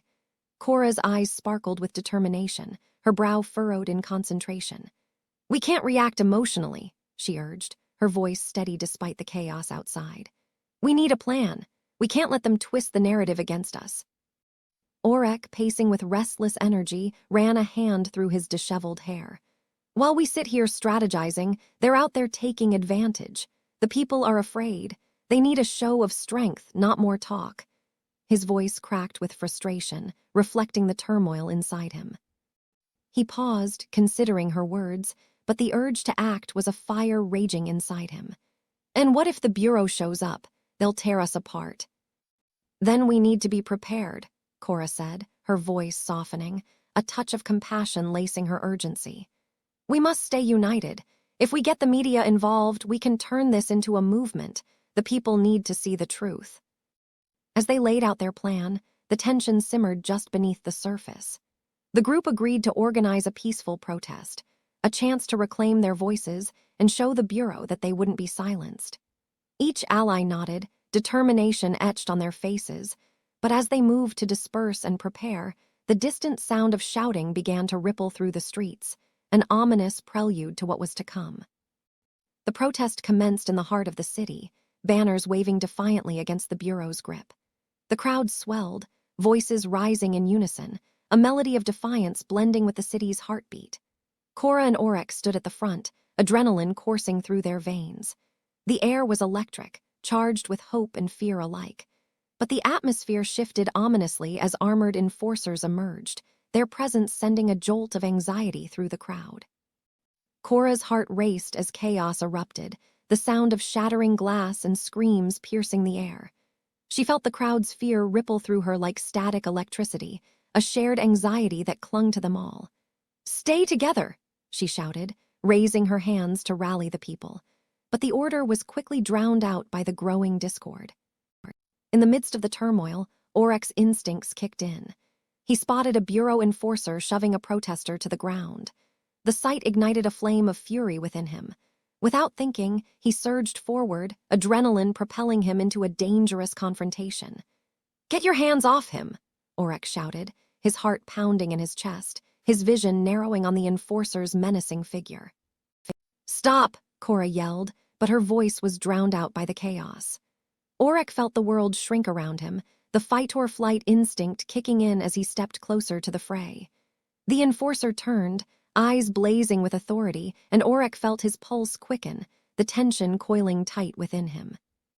Just as Aurek stepped closer, a fist swung towards him, and he barely dodged, the blow striking a nearby wall instead.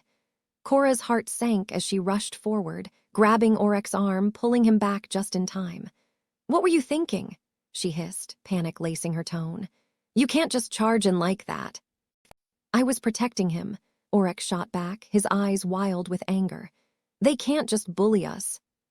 "We can't afford to be reckless," Cora replied, her voice rising above the din of chaos. "We need to show them we're united, not divided by fear." As the chaos intensified, Cora's mind raced.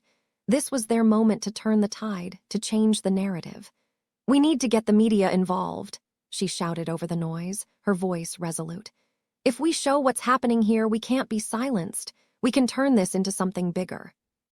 But as they retreated to regroup, a new threat loomed on the horizon. Whispers spread through the crowd like wildfire. The cartel was moving against them. The stakes had been raised, and danger lurked in every shadow. Cora and Aurek exchanged a look, a silent understanding passing between them. "We can't let them take control," Cora murmured, her mind already calculating the next steps. "We need to act fast and smart." Aurek nodded, but the fire in his belly surged again. "I can't just stand by while they hurt people. I need to protect them." "And you can protect them by being smart, Aurek," Cora insisted, frustration bubbling beneath her calm facade. "If we expose the Bureau's brutality and the cartel's involvement, we can sway public opinion. We need their support, not just our anger." The tension between them crackled like electricity, but they both knew they had to find common ground. They needed each other, especially now. As they prepared to implement Cora's plan, they steeled themselves for the confrontations that lay ahead. With voices rising and hearts pounding, Cora and Aurek stepped back into the chaotic streets, determined to face the tides of control that threatened to drown them. But as they moved, uncertainty loomed like a storm cloud overhead, the shadows growing darker as the Bureau tightened its grip. The winds of change were blowing, but the path ahead was fraught with peril. And just like that, the battle for their community and their lives had only just begun. The community center buzzed with energy, the air thick with anticipation and anxiety. Cora stood at the front, her heart pounding as she scanned the faces of the gathered crowd. Each person represented a story, a struggle, a hope that had been threatened by the Bureau's oppressive grip. "Aurek, are you ready?" she whispered, her voice barely audible over the murmurs. He nodded, though his eyes betrayed a storm of emotions. The weight of his sister's condition loomed heavily on him, pushing him toward a precipice he never thought he'd face. "We have to do this, Cora, for them, for her." As the meeting commenced, Cora took a deep breath and stepped forward. "Thank you all for coming," she began, her voice steady. "We're here because our lives, our futures, are at stake. The Bureau is not just an obstacle, they are a threat to our very existence." The crowd murmured in agreement, but the tension was palpable. She could feel their fear, their uncertainty. "I know many of you are worried, and rightfully so, but we cannot let fear paralyze us. We must rise, we must act." Aurek stood beside her, gripping the podium with white knuckles. He could feel the collective hope in the room, but it felt fragile, like glass ready to shatter. "Cora," he murmured, "what if they don't listen?" "They will listen," Cora replied fiercely. "They have to. We are not just a group of individuals, we are a community. Together, we are stronger than any bureaucratic machine." Just then the door swung open, and a messenger rushed in, breathless and frantic. Aurek's heart sank as he recognized the look on the messenger's face, a look of dread. "Aurek," the messenger gasped, "it's your sister. Her condition, it's worse. The doctors don't know how much longer she has." Aurek felt the world tilt beneath him, a cavern of despair threatening to swallow him whole. "No," he whispered, his voice trembling. Cora turned to him, her expression shifting as she reached for his hand. "Stay with me, Aurek," she urged, her grip firm. "We can't let this defeat us. We have to fight for her, for everyone who can't fight for themselves." Aurek's eyes burned with unshed tears, but he nodded, feeling a surge of determination mixed with desperation. He thought of his sister, of the laughter they shared, of her dreams now hanging by a thread. "You're right," he said, voice steadying. "We'll fight for her." Cora stepped back to the podium, her eyes blazing with fervor. "We need to organize. We need to strategize our confrontation with the Bureau. They think they can silence us, but we will show them the power of our voices." The crowd erupted with shouts of agreement, their fear transforming into a fierce resolve. "Let's take back what's ours," someone shouted, and the chant spread like wildfire. Aurek felt a swell of pride as he looked around, seeing the faces of neighbors, friends, and strangers alike, united in their determination. Cora was leading them, and he felt a flicker of hope igniting within him. As the meeting continued, they began to plan and prepare. Ideas flowed, voices rose, and together they forged a plan, ready to confront the Bureau with everything they had. In that moment, surrounded by their community, Aurek found strength he didn't know he possessed, ignited by the love he held for his sister and the fight for their future. First, Cora said, her voice rising above the noise, we need to gather as much information as we can on the Bureau's operations. We need to know their weaknesses, their schedules, everything we can find. This is not just about us, it's about everyone they've oppressed. A chorus of nods and murmurs followed her directive. People began to break off into smaller groups, discussing strategies, pooling their resources. Aurek felt a mix of admiration and urgency as he watched the community come together. Each face reflected the struggle they had endured, the losses they had suffered, and the resolve that now burned brightly in their eyes. Cora, Aurek said, leaning closer to her as the crowd began to organize. What if they retaliate? What if they come after us? We have to be prepared for that, she replied, her expression fierce. But we can't let fear dictate our actions. We are stronger together, and the Bureau has underestimated us for too long. As the discussions grew louder, Aurek's mind raced. He thought of the countless lives affected by the Bureau's greed and cruelty. His sister's face flashed in his mind, a reminder of the stakes. I need to do something more, he murmured, more to himself than to Cora. Then let's do it, she encouraged, her eyes locking onto his. We'll make sure your sister gets the care she needs, and we'll fight to bring down the Bureau. Aurek nodded, feeling the weight of her words. He could see the determination in her gaze, the conviction that sparked something deep within him. He took a deep breath, inhaling the collective hope of the room, and let it fuel his resolve. All right, everyone, Cora called out, commanding attention once more. We need to prepare for a confrontation, and we need to act quickly. This isn't just about information. We need to show the Bureau we're not afraid. A fervor spread through the crowd, hands raised in agreement, voices shouting approval. Aurek felt his heart racing as he stood beside Cora, the energy of the room invigorating him. They were ready to fight for their lives, for their future, and for the hope of a world where emotions weren't commodities to be exploited. As the meeting progressed, Aurek felt the sense of urgency intensifying. His mind was a whirlwind of thoughts and emotions, but he remained focused on the task ahead. They discussed the logistics of the confrontation, mapping out their approach to the Bureau's headquarters. Suddenly, Aurek stood up, feeling the need to make his voice heard. We need to include a way to protect ourselves, he said, his voice ringing out over the crowd. If we're going to confront the Bureau, we have to be prepared for their response. Right, Cora agreed. We need to strategize our exit routes, have backup plans in place. I know some people who can help us with that. Aurek's heart swelled as he watched Cora command the room, her leadership blossoming before his eyes. She was fierce, passionate, and unwavering.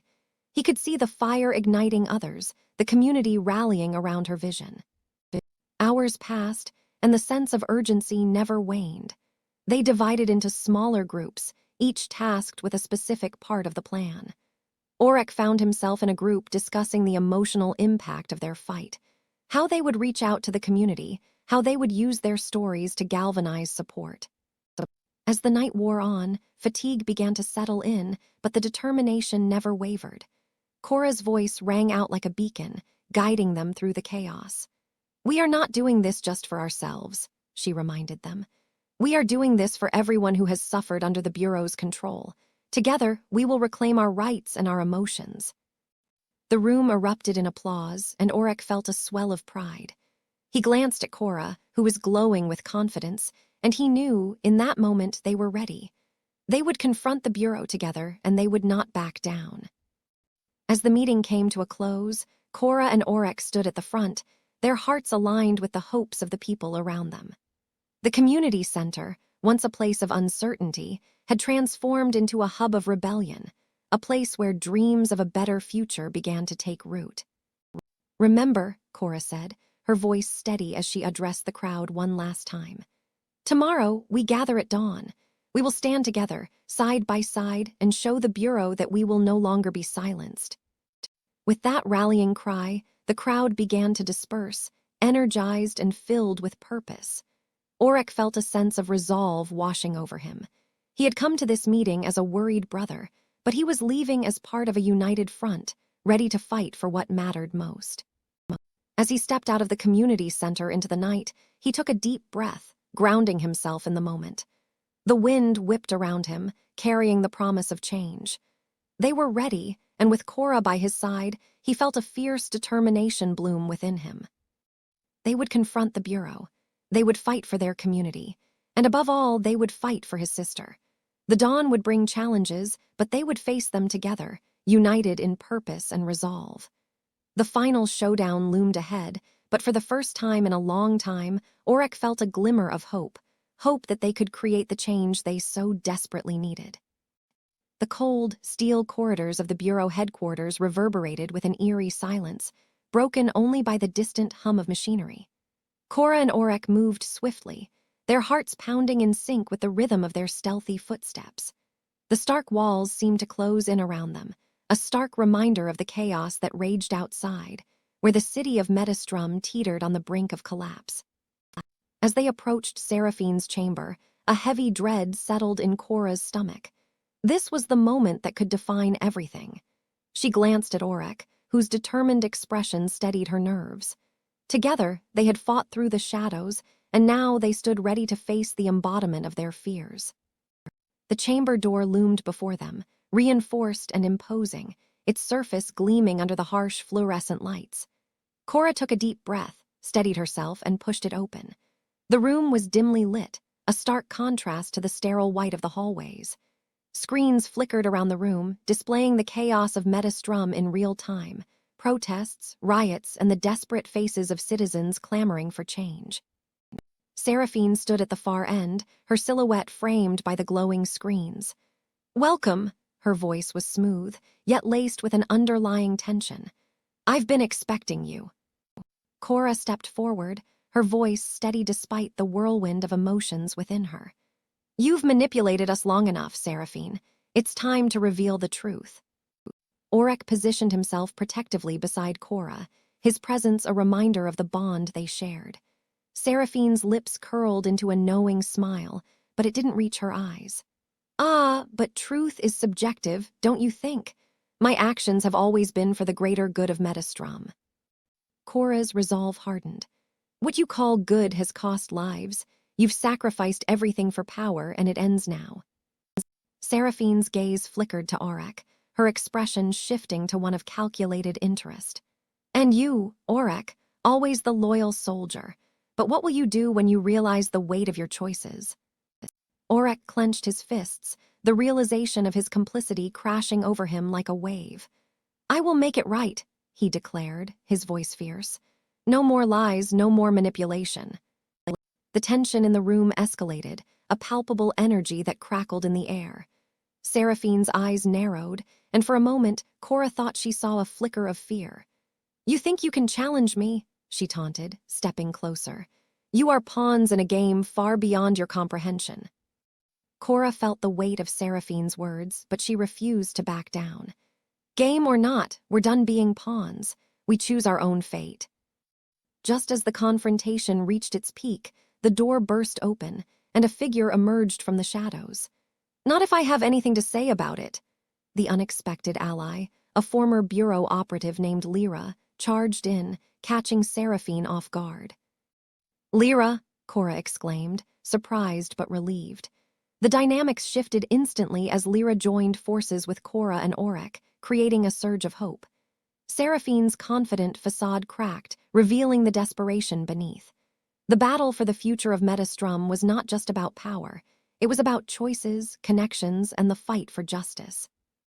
As Lyra brandished a small device, the screens around them flickered and went dark, the oppressive surveillance suddenly silenced. "I've disabled the monitoring systems. We have a small window," she said, urgency lacing her voice. "Good work," Aurek replied, feeling the weight of the moment shift in their favor. "Now we can fight this properly." Cora stepped forward, her heart racing. "Seraphine, this is your last chance. Surrender the Metastrum data or face the consequences." Seraphine's expression hardened, her lips pressed into a thin line. "You think you can intimidate me with your righteous anger? I've sacrificed too much to let you take this from me." "Sacrificed? You mean exploited," Cora countered, her voice rising with conviction. "You've been playing with people's lives for your own gain. It's over." The atmosphere thickened as the confrontation escalated, each word charged with emotion. Cora felt a surge of adrenaline. She was reclaiming her agency, no longer the victim but the warrior standing against tyranny. Beside her, Aurek was no longer just a loyal follower. He was a protector, and together they stood resolute. Seraphine's eyes flashed with fury, and for a moment, Cora saw the woman behind the mask of power, the vulnerability, the fear of losing control. "You don't understand what's at stake. Metastrum holds secrets that could change everything, if it falls into the wrong hands." "Like yours," Aurek interrupted, stepping forward. "You're the wrong hand, Seraphine. You're the disease that's infecting this city." Seraphine's composure faltered, her voice rising in anger. "You are fools to think you can dismantle a system that has existed for centuries. I am Metastrum's protector." But Cora could see through the bravado. Beneath it lay desperation. "You're not protecting anything. You're hoarding power while the rest of us suffer." Suddenly, Lyra stepped closer, her voice steady. "We want to help Metastrum, Seraphine, but it has to be done the right way. Your way is only causing more pain." Seraphine's gaze darted between them, her facade cracking further. "You think you can change things with idealism? You will fail, just as others have before you." "Maybe," Cora said, "but we will fight to try. We won't let you dictate our fate any longer." In that moment, the stakes crystallized. The fate of Metastrum hung in the balance, teetering on the edge of chaos and resolution. Cora turned to Aurek, their eyes locking in a silent understanding. They were in this together, ready to face whatever came next. "Let's end this," she whispered, determination igniting within her. But before they could move, Seraphine reached for a hidden panel at her side. "You have no idea what you're unleashing," she warned, her voice dangerously low. "Stop!" Aurek shouted, lunging toward her. But in that instant, there was a blinding flash of light, and the chamber was filled with the sound of alarms blaring. "Security breach," echoed a voice from the hidden speakers, sending a chill down Cora's spine. With chaos erupting around them, Cora and Aurek exchanged a glance filled with urgency. They had to make a decision, and fast. "Go for the data core," Lyra shouted, sprinting toward the console. "I'll hold her off." "No, we can't leave you," Cora cried, but Lyra was already at the console, fingers flying over the keys. "Just go, I'll be fine," Lyra insisted, her eyes fierce with determination. Cora and Aurek dashed toward the data core, the pressure mounting as the alarms blared louder. With every passing second, the stakes rose higher. They had to secure the data that could either save or doom Metastrum. As they reached the core, Aurek's hands trembled with urgency. "What do we do?" "Download everything," Cora instructed, her heart racing. "We need evidence of Seraphine's corruption, everything she's hidden." Just as Aurek began the download, Seraphine's voice boomed from behind them, filled with fury. "You think you can walk away with that? You'll regret this." Cora turned to face her one last time, her heart pounding. "No, you're the one who will regret underestimating us." And as the data streamed into their devices, the room began to shake, the alarms blaring louder. They were running out of time. "Almost done," Aurek shouted, his eyes glued to the screen. Cora felt a sense of dread wash over her. They needed to escape, but Seraphine was not going to let them go easily. Just as the download completed, the door burst open, revealing a squad of Bureau agents, their weapons drawn. "Hands where we can see them," one shouted, but Cora and Aurek were already moving, adrenaline fueling their escape. "Go!" Aurek yelled, pushing Cora ahead of him as they raced toward the exit, the data secured but their future uncertain. As they sprinted through the corridors, Cora's mind raced with thoughts of the confrontation, the choices they had made, and the chaos that awaited them outside. They had taken a stand, but the battle was far from over. With the fate of Metastrum hanging in the balance, they burst through the exit and into the tumultuous streets, where the world outside was just as chaotic as the confrontation they had left behind. The tide was turning, but at what cost? As they ran into the night, the echoes of their confrontation with Seraphine lingered in the air, a cliffhanger that left them both breathless and aware that the true fight for Metastrum had only just begun. The once chaotic streets lay quiet, a stark contrast to the turmoil that had consumed them just days ago. Vibrant colors began to return to the worn-out buildings as sunlight streamed through the cracks, illuminating faces that had once been marred by fear. Cora and Aurek walked side by side, each step resonating with the hope that danced in the air around them. Cora paused, taking a deep breath. "Can you believe it?" she said, her voice barely above a whisper. "After everything, it feels like we're waking up from a nightmare."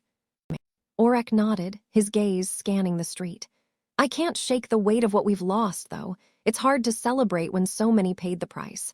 His brow furrowed, and he clenched his fists.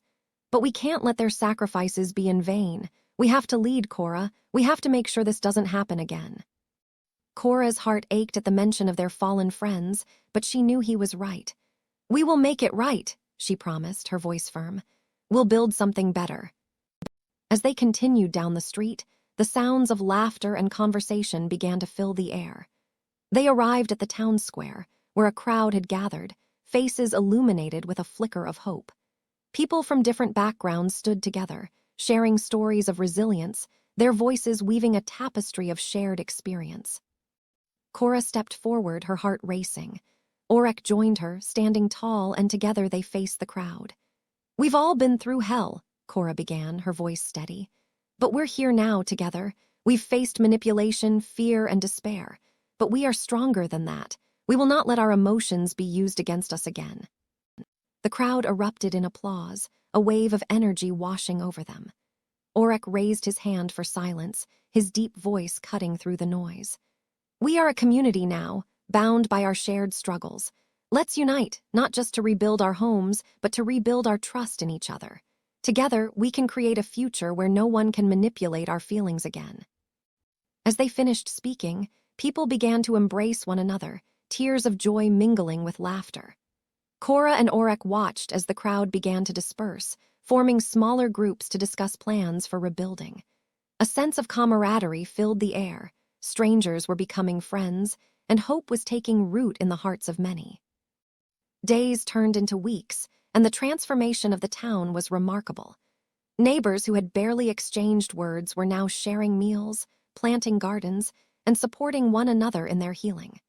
Cora and Aurek moved through the community, witnessing the bonds forming, feeling the energy of revival. In the evenings, the streets would light up with laughter and music, as people gathered to share food and stories under the stars. Cora often found herself lost in conversations, learning about her neighbors' dreams and aspirations, while Aurek focused on the logistics of rebuilding, the crumbling market stalls, the shattered storefronts, and the emotional scars that ran deeper than any physical damage. As the sun began to set, casting golden hues across the horizon, Cora and Aurek found themselves standing atop a small hill overlooking the town. The glow of community spirit radiated below them, a vibrant tapestry of life and connection. Cora turned to Aurek, her heart swelling with pride. "We did this," she said, her voice laced with emotion. "We helped them find their strength." Aurek smiled, the weight of leadership still evident in his eyes but softened by the light of optimism. "This is just the beginning, Cora. We'll keep guiding them, together." They watched as families gathered in the square, children running freely, their laughter ringing out like music. The air was thick with the aroma of shared meals and the warmth of rekindled relationships.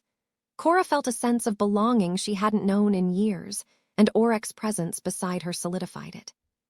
But as the sun dipped below the horizon, a shadow of concern crossed Aurek's face. "What about the Bureau?" he asked, his voice low and serious. "What if they come back? What if they try to regain control?" Cora turned to him, her determination flaring.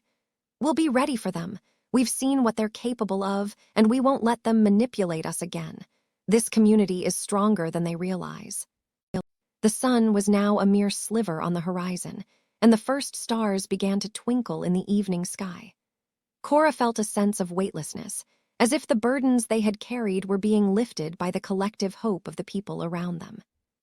In that moment, Cora and Aurek exchanged a look, a silent agreement that they would face whatever came their way together. They were no longer just survivors of a broken system. They were leaders of a new dawn, ready to embrace the challenges ahead. As they descended the hill to join the festivities, a sense of purpose filled Cora's heart. They had fought hard for this moment, and now it was time to nurture it. She reached for Aurek's hand, and he clasped it tightly, their connection a symbol of their commitment to one another and to the community they were building. "Let's go make some memories," she said, and Aurek nodded, a smile breaking through his earlier worries. Together, they stepped into the heart of their community, ready to cultivate the seeds of hope they had planted, determined to watch them grow in the light of a new day. The future was bright, and for the first time, they allowed themselves to believe it could be filled with joy, unity, and an unwavering strength against the shadows of the past. Cora and Aurek stepped into the heart of their community, the once quiet streets now alive with vibrant chatter and laughter. Children played nearby, their joy contagious, while neighbors exchanged greetings, their faces lit with hope. As they walked, Cora felt a sense of pride swell in her chest. This was the world they had fought for, and it was beginning to transform before their eyes. "Can you believe how far we've come?" Aurek remarked, glancing at Cora with a smile. His optimism was infectious, but beneath it lay the weight of their new roles. "It almost feels surreal." "It does," Cora replied, her brow furrowing slightly. "But we need to make sure this change isn't just surface level. Emotional governance will require all of us to adapt." They made their way to the town hall, a gathering place that had seen both celebrations and conflicts. Today, it was filled with anticipation. Community members were eager to hear about the new emotional regulation system Cora and Aurek envisioned. The room buzzed with energy, yet Cora sensed an undercurrent of unease. As the meeting began, Cora stood before the crowd, her heart racing. "Thank you all for being here. We're excited to share our vision for a community where emotional governance allows us to support one another, to grow together." Applause erupted momentarily, but it was short-lived. As Cora spoke, a voice pierced through the cheers. "And what about those of us who have thrived under the old system? Are we to just accept your changes?" A ripple of murmurs spread through the crowd, and Cora's stomach twisted. She recognized the speaker as a former council member, a figure of authority who held sway over many in the room. The atmosphere shifted, enthusiasm turned to apprehension. Cora felt the tension tighten like a noose. "We understand that change is difficult," she said, trying to project calm. "We're here to listen." Another voice chimed in, echoing the dissent. "You're asking us to abandon everything we know." As the crowd grew restless, Aurek stepped forward, his expression serious. "Let's take a moment. I think we need to address these concerns directly." Cora nodded, her heart pounding. She could feel the weight of responsibility pressing down on her. "Yes, let's pause. We want to hear your thoughts," she said, attempting to quell the rising tide of disagreement. The meeting descended into chaos, voices clashing, emotions flaring. Cora's earlier confidence began to waver. Just as she feared the situation would spiral out of control, she raised her hand, her voice steady yet firm. "Everyone, please, this is a conversation, not a confrontation. We want to understand your fears." In that moment, the room fell silent, the tension palpable. Cora took a deep breath, her resolve hardening. She knew they had to find a way forward together, but first, they needed to bridge the gap between vision and reality. "Let's take a break," Aurek suggested, his eyes scanning the crowd. "We'll set up smaller sessions to discuss your concerns. We want to hear from you, not just about your fears, but your ideas." As the crowd began to disperse, Cora felt a mixture of relief and determination. They had faced their first major challenge, and while the path ahead was fraught with uncertainty, they were not backing down. Later, as they walked home, Cora turned to Aurek, her voice low. "Did we handle that right?" "We did what we could," Aurek replied, his tone encouraging. "But it's clear we need to engage more with those who resist. They're not our enemies, they're part of our community. Cora nodded, feeling the burden of leadership settle on her shoulders. This is just the beginning, isn't it? It is, Aurek said, glancing back at the town hall, now quieting down. But together, we can navigate these waters. We just need to keep the lines of communication open. As they moved forward, Cora felt a spark of hope igniting within her, despite the challenges that lay ahead. They were in this together, and for the first time, she truly believed in the potential of their new world. The following days were a whirlwind of activity, as Cora and Aurek worked tirelessly to address the community's concerns. They held small gatherings, inviting residents to share their thoughts openly. The feedback was invaluable, revealing fears surrounding the loss of familiarity and the perceived threat to their traditional ways of life. Cora often found herself in deep discussions with the dissenters, listening to their stories and acknowledging their worries. She recognized that for many, the old system had provided a sense of stability, a framework they had relied upon. It was not merely about governance, it was about identity. Aurek, on the other hand, focused on the practical aspects of establishing the new emotional governance system. He collaborated with local artisans and community leaders, mapping out a structure that would empower individuals while ensuring that their emotional needs were met. He was determined to create a system that respected the past while paving the way for a more inclusive future. One afternoon, as they sat in a sun-drenched park, Cora observed the children playing, their laughter echoing against the backdrop of blossoming flowers. "It's beautiful here," she said, a smile breaking through her earlier tension. "I want them to grow up in a world where their emotions aren't weaponized or commodified." Aurek nodded, his gaze focused on a group of teens discussing something animatedly. "That's our goal. We're not just changing policies, we're changing mindsets." However, the challenges were relentless. The old guard, fearing the erosion of their influence, began to rally support against Cora and Aurek's efforts. Rumors circulated, painting them as radical disruptors intent on dismantling the fabric of their community. Cora felt the sting of betrayal as she overheard whispers about her leadership. "Do you think we're losing them?" she asked Aurek one evening as they prepared for another community meeting. "Not yet," he replied, his voice steady. "But we need to show them that we're not just here to impose change. We want to build a system that works for everyone. It might take time, but if we keep engaging, they'll come around." Yet, doubts lingered in Cora's mind. The weight of leadership felt heavier with each passing day, her confidence wavering under the scrutiny of those who once supported her.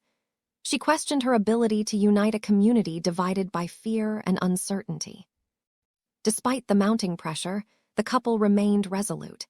They continued to hold forums, inviting everyone to participate, emphasizing the importance of collective decision-making. Cora's emotional intelligence shone through as she navigated the complexities of their community's feelings, making sure no one felt unheard. One particularly tense meeting brought their challenges to a head. An influential figure, once a supporter, stood up and challenged Cora directly. "You speak of emotional governance, but what does that mean for those of us who have built our lives on the old ways? We're not just going to stand by and watch you dismantle everything we've worked for." Cora felt the eyes of the room on her, the air thick with anticipation. "I understand your concerns," she said, her voice trembling slightly but firm. "But this isn't about dismantling. It's about evolving. We can build a system that honors our traditions while embracing new possibilities. Let's work together to create something that reflects our shared values." The response was mixed, but Cora's sincerity resonated with some. The meeting ended with a tentative agreement to hold further discussions, a small victory amidst the challenges. As they walked home that evening, Aurek placed a reassuring hand on Cora's shoulder. "You handled that with grace," he said. "You're becoming a leader in your own right, and people are starting to see that." "Do you really think so?" Cora asked, her heart still heavy with doubt. "I know so," Aurek replied. "We're in the trenches together, and that's what matters. We can't lose sight of our goal. We're building a future not just for ourselves but for everyone." Their resolve strengthened. Cora and Aurek embraced the uncertainty of their journey. knowing that each step forward would require patience, understanding, and unwavering commitment. With the community's future hanging in the balance, they were determined to navigate the new landscape of emotional governance together, one dialogue at a time. The days turned into weeks, and while the challenges remained daunting, the flickers of hope began to illuminate their path forward. Cora and Aurek stood united at the forefront of change, forging a new identity for their community, one that embraced the complexities of emotions without fear and where every voice mattered. As they prepared for their next meeting, Cora felt a swell of determination. They would not waver, they would not retreat. Together, they would foster a new beginning, weaving a tapestry of understanding, respect, and emotional freedom that would define their society for generations to come. The community hall buzzed with a mixture of apprehension and a flicker of hope as residents filed in, some exchanging wary glances while others greeted old friends tentatively. The air was thick with unresolved feelings, a testament to the lingering shadows of the Bureau's past. Aurek sat at the back, his fingers tracing the edges of a worn photograph tucked away in his pocket. It was of him and his sister, their faces lit up with youthful innocence, a stark contrast to the heavy weight of responsibility he felt now. As the gathering commenced, the atmosphere shifted. Voices rose in disagreements, echoing the complexities of their shared history. "The Bureau has done too much damage. We can't just forget." A familiar voice shouted from the crowd, igniting murmurs of agreement from a faction of older members. Aurek's heart sank. He knew the pain was deep-rooted, and these discussions were more than just words, they were wounds being reopened. The hall was decorated simply, with handmade banners reminding them of their strength and unity. Yet, the decorations felt more like a facade, a thin veneer over the raw emotions simmering beneath the surface. The flickering lights overhead cast shadows on faces, revealing the uncertainty etched in their features. "Do we really want to trust those who have betrayed us?" Another voice chimed in, this one dripping with bitterness. "What guarantees do we have that the new reforms will protect us? The Bureau will only find a way to manipulate us again." Aurek shifted uncomfortably in his seat, feeling the weight of their scrutiny. He had once been a part of that system, a cog in the machine that had caused so much hurt.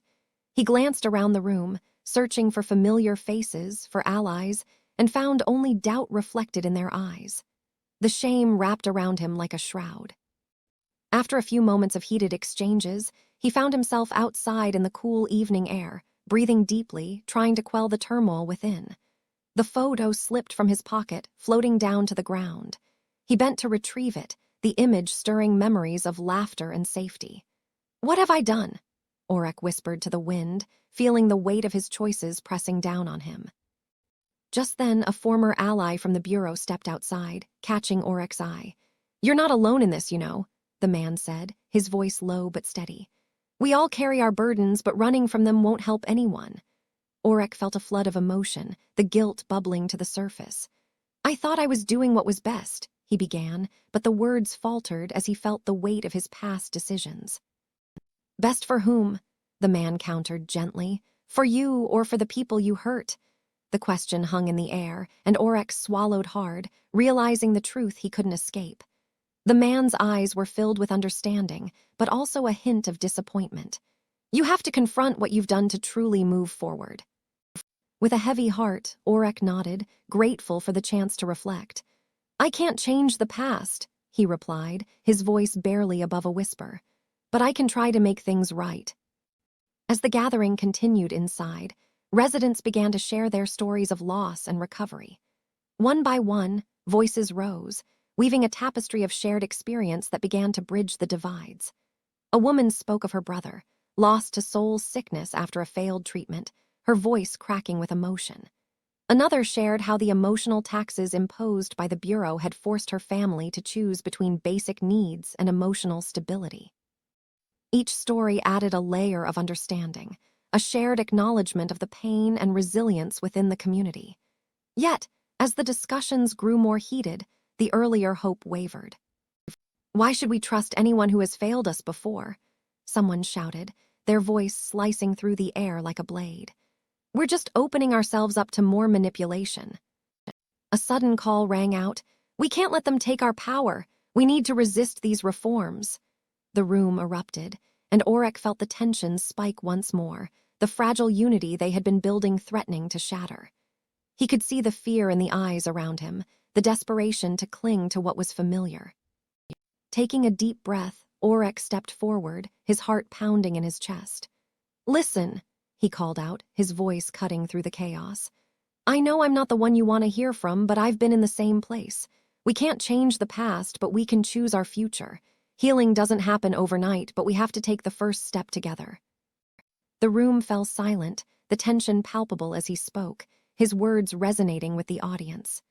"We owe it to ourselves and to those we've lost to try. To unite, not to divide. To heal, not to hurt." The murmurs grew, a mixture of skepticism and reluctant agreement. Aurek could feel the weight of their gazes, some skeptical, others softened by his sincerity. Each of us has suffered, but we cannot continue to let that suffering dictate our future. We must learn from our pain and build something better, something that honors those we lost. As his speech concluded, silence enveloped the hall, thick and heavy. He felt as if he had laid bare a part of himself, his vulnerabilities exposed. But there was something in the air, a flicker of recognition sparking among the crowd. A ripple of murmurs spread through the audience, and slowly a few began to nod in agreement. Maybe there is a way forward," a voice called out from the back, tentative yet hopeful. "If we can hold each other accountable, maybe we can make it work." "Yes," another chimed in, emboldened. "We need change, but it has to come from us, not from the Bureau." In that moment, Aurek felt the atmosphere shift. The journey ahead would be long and fraught with challenges, but in that moment, a flicker of hope ignited amidst the tension. The community wasn't entirely united, but they were beginning to find common ground, a shared desire for healing that echoed through the hall. As they began to discuss practical steps for moving forward, Aurek stood back, watching the conversations unfold. The healing process would take time, but together they could navigate the path forward. He had taken that first step, and while the shadows of the past still loomed, the dawn of a new beginning was breaking on the horizon. The sun streamed through the tall windows of the community center, illuminating the vibrant murals that adorned the walls, each one a testament to the complex tapestry of emotions that threaded through their lives. Cora stood at the front of the room, her heart racing with a mix of nerves and excitement. Beside her, Aurek adjusted the projector, ready to share their vision with the community. As the room buzzed with conversation, the scent of fresh paint mingled with the lingering aroma of coffee from the refreshments table. The energy was palpable. It felt like the very air was charged with anticipation. "Today marks a new beginning," Cora announced, her voice steady despite the flutter of anxiety in her stomach. "We're here to talk about a program that will provide safe emotional experiences for everyone in our community." Aurek clicked the remote, bringing up a slide that showcased the initiative's goals. "We've seen the impact emotions can have on our lives, both positive and negative. This program aims to create a space where we can explore those emotions without fear or judgment." As the presentation unfolded, the room filled with murmurs of curiosity and skepticism. Cora scanned the crowd, taking in the diverse faces, each person carrying their own emotional baggage. The elderly man in the corner with weary eyes, the young mother cradling her child, the teenager fidgeting with his sleeves, each was a story, a life woven into the fabric of their community. She knew the challenges that lay ahead, but she felt a flicker of hope igniting within her. "Let's foster dialogue among our various emotional factions," Cora continued, her passion igniting the atmosphere. "We need to understand each other to heal together. I invite each of you to share your experiences, your fears, and your dreams. Only then can we build the unity we desperately need." The first workshop commenced a week later, held in the center's main hall. Chairs were arranged in a circle, and the air was charged with anticipation.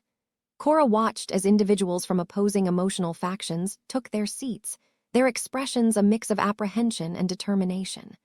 A group of men with hardened faces, who had previously clashed during the protests, sat across from a cluster of young activists, their eyes filled with uncertainty. "Remember," she encouraged, This is a safe space. We're here to listen and learn from one another.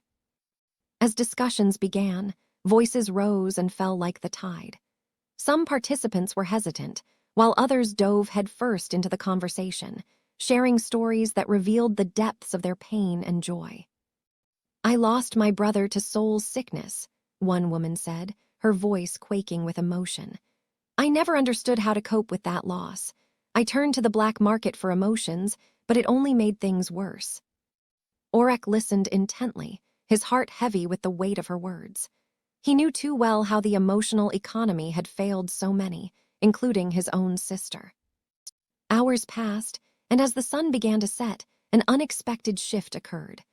Laughter erupted from a corner of the room where two participants had found common ground over a shared experience of loss and recovery. The warmth of connection spread like wildfire, igniting a sense of hope among the group. Cora seized the moment. "This is what happens when we choose to understand each other. It's the beginning of something beautiful," she declared, her voice rising above the noise. "Together, we can redefine our relationship with emotions." A week later, a group of enthusiastic young individuals approached Cora, their eyes gleaming with inspiration. "We want to create a youth council to explore new ways to engage with our emotions," one of them said, barely able to contain her excitement. "We believe we can redefine how our generation experiences feelings."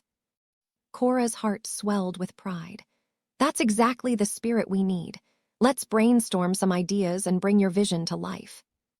The chapter concluded with a community gathering held under the stars, where laughter and music echoed through the air. Cora stood on a small platform, her heart full as she surveyed the smiling faces around her. The initiatives they had launched were taking root, and the community was beginning to embrace the vibrant, complex emotions that made them human. "This is just the beginning," she thought, filled with a sense of purpose and possibility. The journey ahead was still uncertain, but one thing was clear.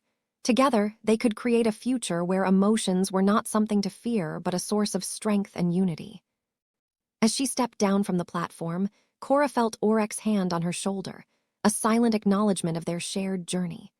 The night buzzed with energy, and for the first time, she felt as though they were not just survivors in a broken system but pioneers forging a new path. Together, they were laying the foundation for a brighter, more emotionally aware future, one filled with hope and promise. The room was dimly lit, shadows dancing gently across the walls as the memories began to unfurl. Aurek found himself lost in the flashbacks, each image vivid and haunting. He watched as the concept of emotional currency was first introduced, a shimmering idea that promised wealth in feelings but ultimately left devastation in its wake. People became slaves to their emotions, trading joy and sorrow like commodities, their connections fraying as they sought to accumulate more. The scenes shifted, showing families torn apart, friendships dissolved, and a society that had lost its way. The once vibrant colors of life dulled into muted grays. As the images rolled on, he saw the first colorful stalls of the market of emotions, where eager vendors peddled capsules filled with bottled feelings.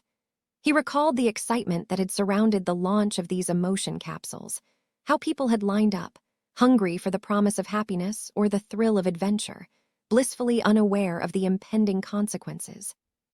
But in his mind, those memories were tainted by the aftermath. The ransacked homes of those who had spent their life savings and returned home empty-handed, emotionally bankrupt. Aurek trembled as the memories faded, returning to the present. He turned his gaze to his sister, lying peacefully in her hospital bed. For the first time in months, her breathing was steady, and her cheeks had regained a hint of color. Small signs of recovery. Hope flickered within him, brightening the corners of his heart that had felt so dark for too long. He leaned closer, whispering words of encouragement, his voice a soft balm against the scars of their shared history. "Keep fighting, sis. I know you're in there," he murmured, brushing a strand of hair from her forehead. He recalled their childhood, laughter echoing around them, untouched by the weight of emotional currency. Those were the moments he clung to, memories that reminded him of the joy that once filled their lives. The games they played in the fields, the way they would share secrets beneath the stars, and the promises they made to always protect one another. He imagined her laughter, the sound like music, and felt a surge of determination. He wouldn't let her slip away into the darkness of soul sickness, not when he had fought so hard to understand the very emotions that had brought them both to this point. Meanwhile, Cora stood at the edge of a familiar street, the memories flooding back as she faced the Bureau's old headquarters. The building loomed large, a fortress of her past, where she had once felt powerless, drowning in a sea of rules and regulations. Today, she was different. Today, she could choose. As she approached, her heart raced, the confrontation looming. She took a deep breath and pushed through the door. Inside, the atmosphere was thick with the remnants of her previous life. The sterile white walls held echoes of hushed conversations, the clacking of pens, and the shuffling of papers that had defined her years within the Bureau. She spotted a former Bureau member, a figure she had dreaded encountering. "Cora, I didn't expect to see you here," he said, surprise etched on his face. "It's time we talked," she replied, her voice steady despite the tremors of anxiety in her chest. She could feel the weight of old fears clawing at her, but she refused to let them dictate her. They moved to a small conference room, the air thick with tension as they sat across from one another. The conversation unfolded, layers of her past peeling away, revealing the strength she had gained from her struggles. "You know the Bureau's actions hurt people," she began, her voice firm. "The emotional taxes, the regulations, the way we treated those with soul sickness, it was all wrong." He shifted uncomfortably in his seat. "I was just following orders, Cora. We all were. It's not that simple." "Isn't it? You knew the consequences. You saw the families torn apart, the friends ruined by addiction to emotions. You could have spoken out," she countered, her heart racing. Each word felt like a release, a cathartic unraveling of the burden she had carried for too long. With each word exchanged, she felt the weight of old fears dissipate, replaced with a fierce determination to reclaim her narrative. She refused to be the victim of her past any longer. "I won't let the Bureau's mistakes define my future," she declared, her resolve crystallizing with every syllable. As the sun dipped below the horizon, casting a golden hue over the city, both Aurek and Cora stood at the precipice of their futures, shaped by their experiences yet unbound by them. The healing that was beginning in Aurek's heart mirrored the closing of old wounds in Cora's spirit. In that moment, they found each other, their paths converging. Aurek texted Cora, "My sister is recovering. Maybe we can talk about our pasts together." Cora smiled at her screen, a warmth blooming within her. "I'd like that. Let's create a new future." Together, they stood on the cusp of something new. The past had forged them, but it no longer defined them. With glimmers of nostalgia and hope swirling around them, they stepped forward, ready to embrace whatever came next. The shadows of their pasts began to recede, replaced by the light of possibility. Each step they took was a tribute to their resilience, a testament to the strength that had emerged from their struggles. As they looked back one last time at the remnants of the lives they had left behind, they knew that together they could forge a path into the unknown, one filled with the potential for healing, connection, and a world where emotions were no longer burdens, but bridges to understanding and community. The sun dipped low in the sky, casting a warm golden glow over the bustling town square. Colorful banners fluttered in the gentle breeze, and laughter echoed through the air like a sweet melody. Today was the festival of emotions, a celebration that marked not only the dawn of a new approach to emotional expression, but also the hard-fought victory of Cora and Aurek's journey. As Cora and Aurek stepped into the vibrant atmosphere, they were greeted by the cheerful faces of friends and neighbors. Children ran past them, their faces painted in bright colors, while adults gathered around tables laden with food and drink. The scent of fresh bread and sweet pastries filled the air, and the sound of music invited everyone to dance. "Can you believe this is happening?" Cora asked, her voice barely above the joyous cacophony. Aurek smiled, his eyes twinkling with a mix of pride and disbelief. "It feels surreal. We've come so far."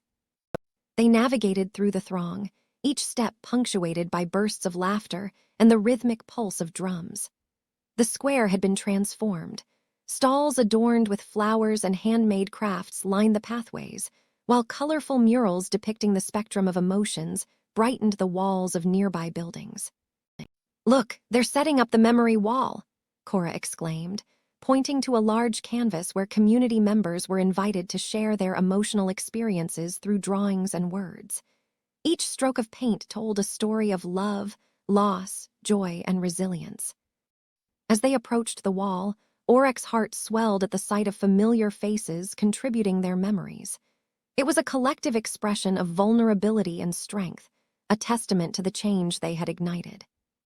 "Let's add our own," he suggested, pulling out a brush from his pocket. Cora nodded, her eyes gleaming with excitement. Together they painted a simple sun, a symbol of hope and warmth, emblematic of their shared journey. Once finished, they stepped back to admire their work, feeling a sense of belonging wash over them. "This is what it's all about," Cora said, her voice soft yet firm. "Creating a space for everyone to feel, to express without fear." Aurek nodded, his heart heavy with gratitude. "It wasn't just us. It was the community, too. They rallied around us, embraced the idea of valuing emotions for their intrinsic worth. That's what today is all about." Cora smiled, her heart swelling with hope. "I can see a future where emotions are celebrated, not traded like currency. A place where everyone feels free to express themselves without fear." "And that's a future worth fighting for," Aurek added, his voice steady. "Imagine the connections we can build, the understanding we can foster." Revitalized by their conversation, they returned to the festivities. The square was alive with energy. People danced, sang, and shared stories of their own emotional journeys. Cora and Aurek joined in, laughter bubbling up as they participated in games and dances that celebrated unity and expression. Lively music filled the air, its infectious rhythm pulling them into the dance. Adults twirled with abandon, while children laughed and squealed as they played games that encouraged teamwork and emotional expression. They spun and swayed, letting the joy of the moment wash over them like a wave. As the sun began to set, casting a warm hue over the gathering, a community leader stepped up to a makeshift stage, calling for attention. "Today, we celebrate not just our past, but our future. Thanks to Cora and Aurek, we have learned that our emotions are what connect us. Let's honor that connection." The crowd erupted into cheers, and Cora felt a rush of gratitude wash over her. She and Aurek exchanged a knowing smile, their hearts full. The leader continued, "Let this festival be a reminder that our emotions are not commodities, but the very essence of our humanity." The sound of applause filled the air, and Cora felt tears prick at her eyes. This was their moment, the culmination of their struggles and efforts manifesting into a vibrant celebration of life. As the music swelled, Cora and Aurek took to the dance floor once more, moving together in sync with the rhythm around them. They danced under the stars, surrounded by their friends and family, embodying the partnership that had brought them this far. "Look at them," Aurek said, nodding toward a group of children who were giggling as they attempted to mimic the adults' dance moves. "They're so free." Cora grinned, her eyes sparkling. "This is what we wanted, a world where they can be themselves without fear of judgment. It's beautiful." As the festival wound down, Cora took a moment to look around. The faces of her community glowed with joy, radiating the very essence of what they had fought for. She squeezed Aurek's hand, feeling the weight of their journey transform into a lightness of spirit. Together, they stepped into the future, hearts open, ready to embrace whatever came next. The Festival of Emotions had ignited a new chapter, not just for them but for everyone who dared to feel.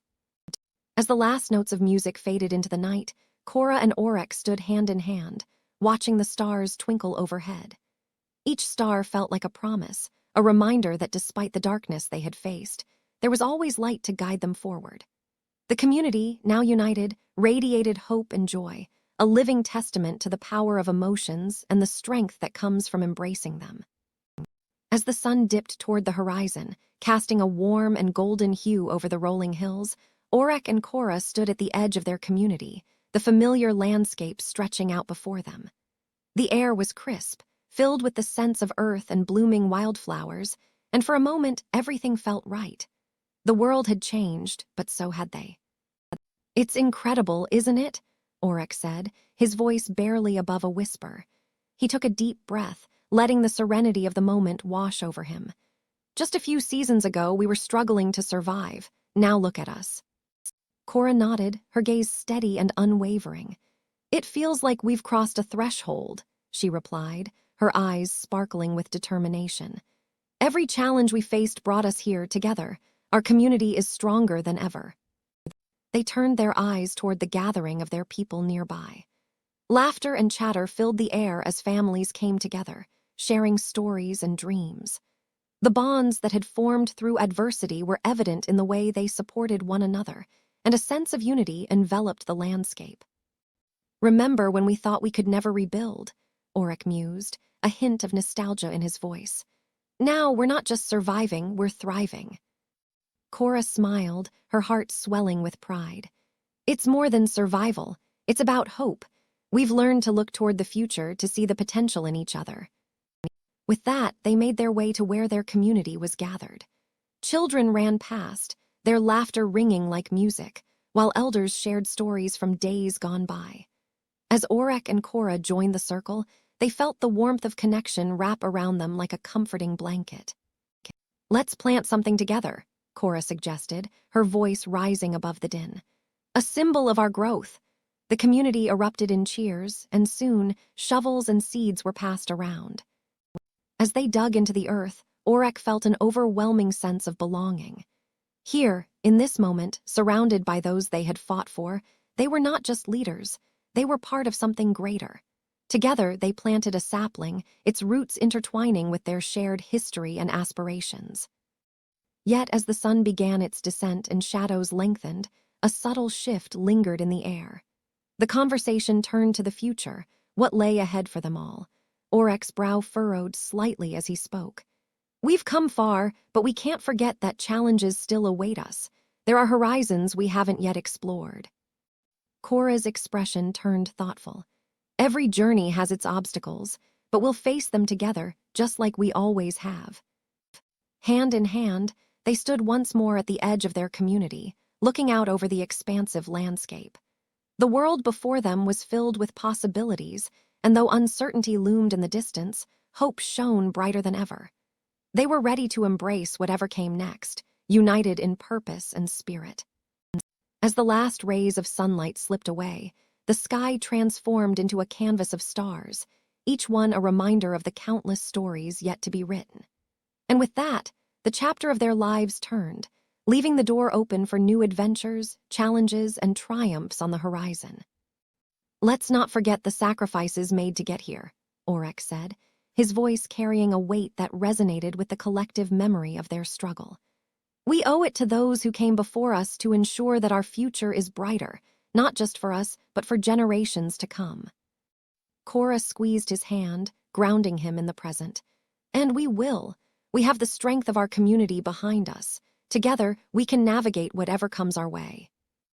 As they stood there, the night air began to hum with the sounds of celebration, a symphony of voices, laughter, and the occasional clatter of dishes as a communal feast unfolded.